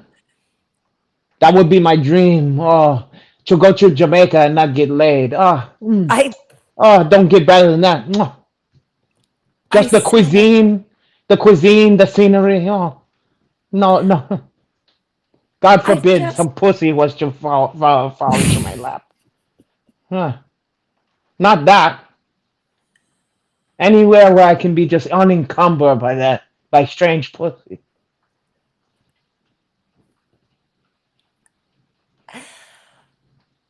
I just meant. What did you mean? That to be able to go somewhere and just be free, and if I wanted to hook up with it, whatever I could, but that I never mind. I don't even know what the fuck you're talking about. I know. Neither do I. KB wants to go to Jamaica and get her dance hall on. Listen, I would love to go to a dance hall. I honestly, it would be so fun. God dang, that's so fun. Like just dancing, like reggae dancing, all that stuff. Anyway, it's just so fun. Wait, hold on, Karen. Have you seen some of those videos where it's at like Jamaican clubs, like modern Jamaican clubs, and there'll be like a skinny ass black dude like dancing with a big old thick ass chick, and he's like blah blah blah blah blah, and then but I'm talking about like, and then he does like a double twist. Like he does a triple Lindy and then like smack. Some of that shit, I laugh harder at some of that shit than maybe any kind of comedy. Totally, dude. Well, Snoop posted a video of a skinny girl though. Same thing, and it was like when you're 30 and single and you don't have any kids, and it was like a beanpole girl, right? Trying to like do their whole thing, and you're just like, oh my God. Some of those goddamn Jamaican videos is those skinny ass Jamaican dudes, and they're so because they're so they're skinny. not, and they're can't. But I know exactly what you're talking about. They're not scared. Hilarious. What I love is those dudes could be skinny as Snoop Dogg, whatever. Oh my God, I know exactly. And they're not scared of none of those big ladies. They just like boom. They jump up, do a backflip onto that, and it's like, yeah. I mean, so And then there's like a hype man talking shit about it. Oh fuck, those be still my heart. Those videos, whatever that genre is, I'm a fan. I am too, and I'm also a fan of the genre of like just people being extra. Like sometimes you'll see a video of like, let's say it's somebody's it's like a church thing, and they'll show a video of a church thing, but like one of the sisters has got to be a little extra, and she's gonna like try to do a split up on the like table or the stage, and the table collapses, or one of them just feels like they got it. Like I love Or at a videos, wedding. Yeah. right, of people. There's one that literally I sent to my mom once, and we will cry laughing, and because my friend Malik Yoba, who used to be on New York Oh, Undercover, excuse you, Malik Yoba. yeah, so he sent this video, but it was hilarious because it was a girl. It was like when extra is personified, and it was basically this like girl, and she thinks she's cute, and she's strutting in front of everybody, and she's got like these heels on, and she goes to do a cartwheel. Well, guess what? When you do a cartwheel in platforms and you try to land that cartwheel, things don't always end up so well. And so it's one of those things, anything with about ankles and shoes and people trying to control, like trying to regain composure is hilarious to me. And so it's a combination of a girl being extra and trying to regain composure. It's freaking hilarious. I'm telling you, I love that kind of stuff because I mean, that's one of the main thing I miss. I hate, cold and winter and all that shit. But one of the main thing I miss about New York is the ice and watching daily watching people eat shit. And also just holding on for dear life. Trying so hard to keep it together. That's what make it the worst. Just give into it. When they make it take like they prolong that one, it's just it's delicious. Funny. And it's gonna happen no matter what. Exactly. And it's funny that you say that because in college, that was the whole thing at school, like coming up from the mail where everybody's mailboxes were. There was like one step that was slightly higher than the others. And like newbies would wipe out on it all the time. And especially they were like, and it was hilarious because it was one of those things that you knew and you would just sit and wait. Wipe out. Something about that is one of the most classic chime honored comedy. It's chimeless. I could not agree more. I will watch people fall down and wipe out all day long. Like the videos when people are like, when they don't know their front steps are frozen over or whatever, and they're like on their way to work and their Nest camera films them like out the front door. And the next thing you know, they just fully wipe out, like just completely. Boom. And the coffee goes and the shoes go and the jacket goes. The whole shit. There's one of a male woman that is particularly fucked up. It's like a black male woman. And she goes so hard. She goes right near the camera and just smashes her face into the fuck. No, she does. It's not bloody or nothing, but and then she goes. I mean, she stumbles. I mean, it's a bad one. And then she finally goes kaboom, just face her fucking weave is like this.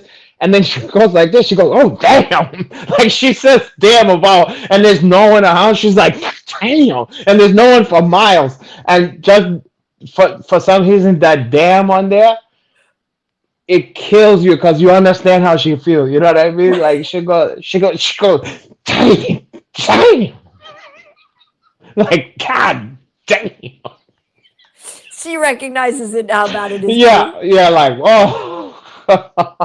That's awesome. Well, Cheshire Cat, thank you for inviting me to Thanksgiving. We'd love to have you. I don't know where you live, Cheshire Cat, but maybe I will come. Careful, the Cheshire Cat. You have a surprise for you over there. Yeah. Oh no, that's the caterpillar. Who's the one? The caterpillar. Who's the one who smoked hashish or whatever? That's the caterpillar. Caterpillar that smokes hash? In the fucking. Or maybe I'm thinking of something else. Oh, God, maybe I'm thinking of Fritz the Cat. I thought it was Alice in Wonderland. Isn't there somebody who smoked like opium or some shit? Oh yeah, in Alice in Wonderland. Well, the Mad Hatter, isn't he mad? Yeah, the Mad Hatter. But then you have the Cheshire Cat. But who's smoking something? Somebody's smoking some controlled substance. No, the Queen of Hearts. No. Nah, she's the one trying to. Yeah. Somebody help me out. I don't remember. I thought somebody was smoking some pipey.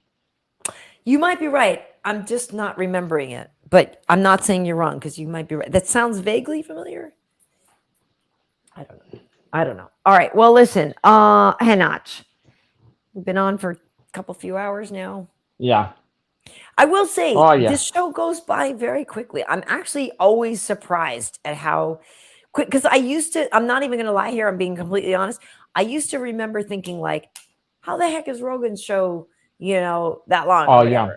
You know what I mean? And you're like, wow, that's really long. And that seems crazy.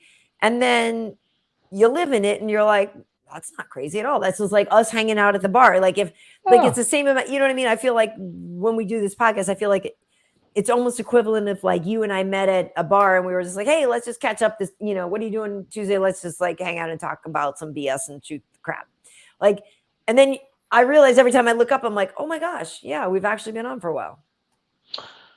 We have, and for some of us, it feels like it's flying by. For others, it takes its toll.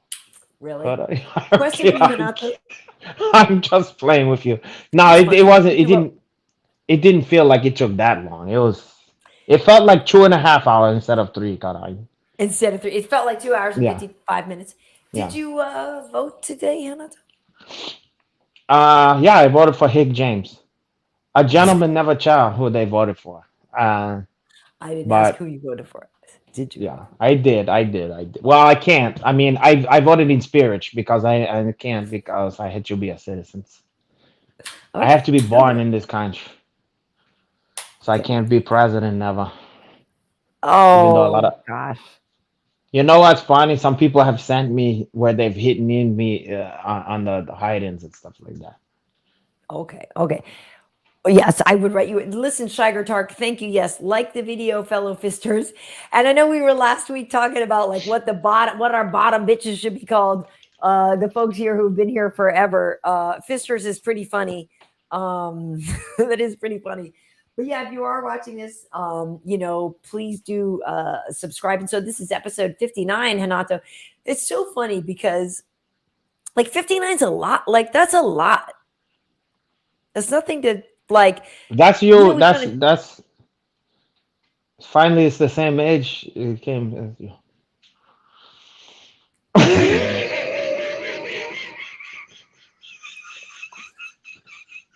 Look at you laughing like you sound like what's his face, that cat that's got the like it's the from it's Dastardly or whatever from Laugh Olympics or whatever. Yes.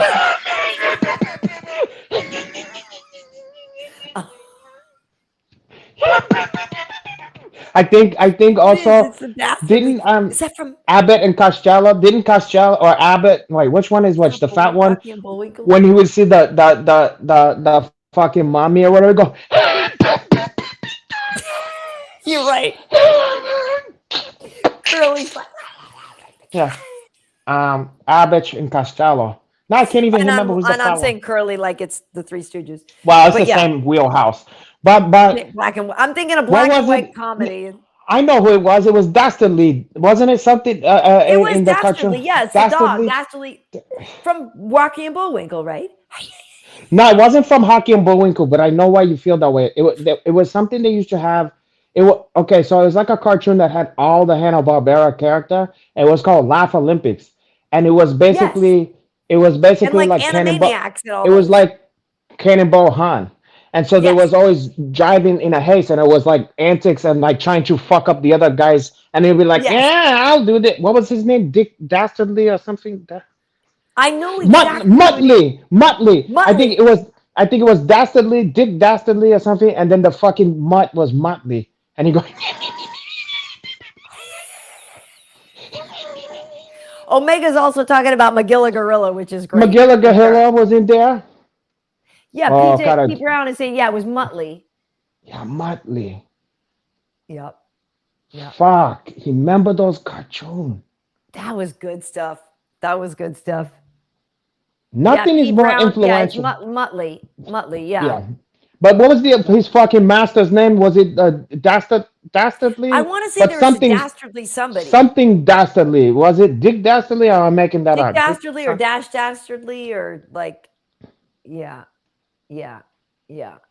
I don't know. I'm looking. Nobody. Well, then the Great They had Babe. the same. Of course, obviously, Great Babe. I had a Great friend in Babe. college that we nicknamed Great Babe. Great Babe. Great Babe. And he remember Jabba Jaws, even knew Jabba Jaws. Yes! And I think it was the same guy who did the voice of Snagglepuss even. Snagglepuss. Stage right. right. Yeah, stage left even. Ooh. Exit. Stage left. It's Snaggle. And you have it. That was Pink Panther's like nemesis. Well, he was.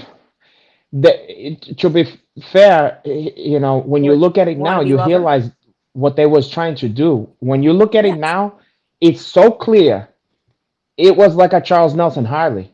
He was just supposed to be a super gay fucking dude, and he was pink, and he was about the theater. Oh, exit stage left. But when you're a kid, you had no fucking clue. It went over your head. Idea. It's amazing how many things in hindsight you realize. Like, I totally agree with you. Yeah, it's crazy. But yeah, exit stage left even. Jabba Jaws.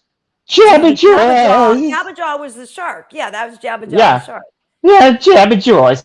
And but that was more like, yeah, Jabba Jaws. He was more just like sweet. He wasn't exactly like a Snagglepuss. It was like, oh.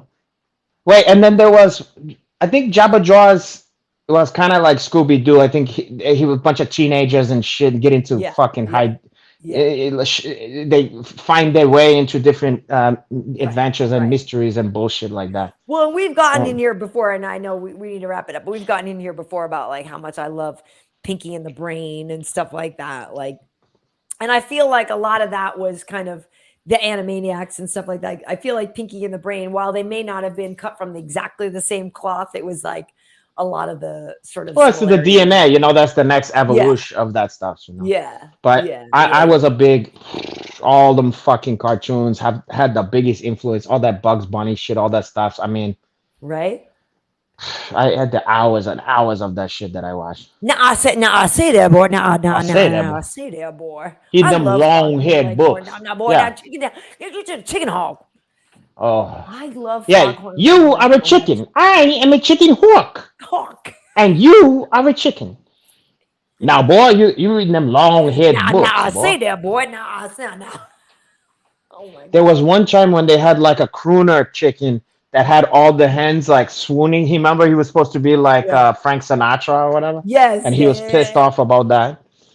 Ugh, all that shit. Oh, good God, stuff. Hey, so okay, Hinato, let's wrap it up. But I do want to let people know that Jabba Jaws. Jabba Jaw and all these people. All of our shows are available as audio downloads as well. So you can find us on Apple Podcasts, Stitcher, Amazon Music, and Apple Podcasts. And did I say Apple Podcasts twice? No. Apple Podcasts, Stitcher, Amazon. So Jabba Jaws podcast. Jabba Jaws. No, Jabba. Maxi Priest and Jabba. What? Jabba! We're going to do a Maxi Priest Jabba Jaw matchup. Maxi Priest and Jabba Jaw. And Jabba Jaw. And Jabba Jaws. Jabba Jaws. Maxi Priest and Jabba. And Jabba.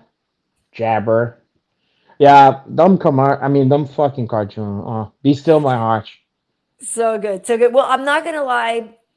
I got a little excited today in the store. I was at Target and I saw something with the Grinch, and I don't like forcing holidays prematurely. You know, like I don't have any. It's a little premature because it's not even Thanksgiving yet, and I hate that they had Christmas ads on. It's a little premature. Very premature. But I will say there are a couple of things like Heat Miser, you know what I mean? Those kind of old school. But give it fucking time. That I'm excited to watch again. Like I'm excited the time is coming around for those because those are fun. It's gonna come. But we're gonna get there. But let's let Thanksgiving to happen first. Exactly. My favorite holiday. And let's let Jabba Jaws to breathe. Let that breathe for a little bit here first, too. Right. How about some Jabba Jaws movies? Huh? Why? No, you said for Thanksgiving you're going back to see your mom? Yeah, I'm gonna see mommy and grandmommy and stuff like that. It's gonna be interesting. That's Gonna be sweet. interesting. When's the last It's time sweet you saw them? until here's the thing when it's not sweet. Until they like to go to bed. Well, the sun is still out. No, and then I go to bed at like 3 a.m. or whatever, and then everybody want to get up at the crack of dawn, and they treat you like you are the worst piece of shit on earth because you're sleeping in, and like it says something about you. They're like, oh, caralho, he really can't sleep. I guess we'll just have to do this without him. Like, or maybe you should get up now. And I'm like, leave me the fuck alone, caralho. Shabba. I'm like, Jabba Jaws never had you went through this fucking shit. No, but I that's the one problem is when I'm like, when you have to get on other people's schedule or whatever. Oh, Yeah. caralho. Yeah. Oh, Okay. the only thing coffee is getting me through that whole experience. I can spend like 4 or 5 days on just coffee, like an animated corpse. You know what I mean? Like I'm just a like Yeah, one no, of dude those. just survived in a cave over what, 11 days on instant coffee? And I understand that didn't even freak me out. I'm like, yeah, I'd live on coffee. Eventually, it's gonna catch up with you. But if you need a few days where you're not gonna get the proper, just coffee and then pay the piper later. You know, then sleep for fucking 2 days straight or whatever. It's true. It's true. Sounds like a fantastic Thanksgiving.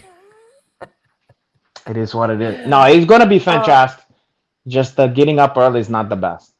Yeah, yeah. No, But then well, I I'm hide excited for somewhere. you. I hide somewhere like during a football game or some shit like that, and I go into somebody's guest room and go the fuck to sleep and take a weird nap for like a couple hours or whatever, and then come Don't out. watch the football game? Well, if it's a team that I don't fucking give a shit about, It's always the Lions on Thanksgiving. And you always ah, root for the Lions on and Thanksgiving. I don't care about the Lion, except for Goff. I feel bad that they traded that fucking kid. I mean, I feel bad for him. Imagine going from LA to Detroit. No. God, No. that's tough. Yeah, okay. Hey, Hinato, where can people find you on social media? Hinato_Laranja. Period. Well, don't put a period. Cool. No, I know, right? Right. But Don't you do better that. hope she gets her period.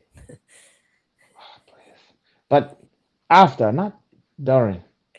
No, but you just don't want her to get pregnant. I understand. If she does, she does. At this point. Shabba. Shabba. It's Shabba's. I am pregnant. Okay, so Shabba. Shabba.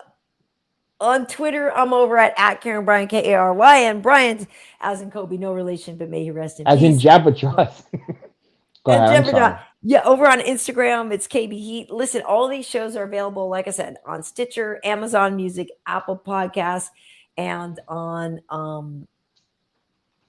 Spotify as well. So yeah, check them out. And they're also on Fistivities.com, YouTube, and on Hinato's Twitch and everything. So there's lots of places for you to find us. And so hopefully you can. This was episode 59. A lot of them. We've got so many, like a who's who, top UFC talent, lots of cool people. And it's not like everybody's only been UFC fighters, but we've had a lot of really cool people on. And also, if you have ideas on people that you want on, I was actually thinking about this, Hinato, the other day. I was thinking we should put a post up and then ask people to like tag the fighters they want to see on the show with us so that we know who people want to have on. Like, because, you know, every week when we're thinking about who to invite on, we just kind of freestyle. But if people had, you know, people in mind that they wanted to see, that would be cool. Number 1, Shabba. Number 2, Jabba Jaw. Okay, everybody, on that note, don't take any wooden nickel, and we'll see you fucking next year. Or whatever. That's it. Yeah, everybody, Okay. Thank you so much for joining us. We really appreciate you being here. And yeah, I guess we're just going to see you on the next one, right? And we're going to saunter off of this one right now. Bye. Ciao.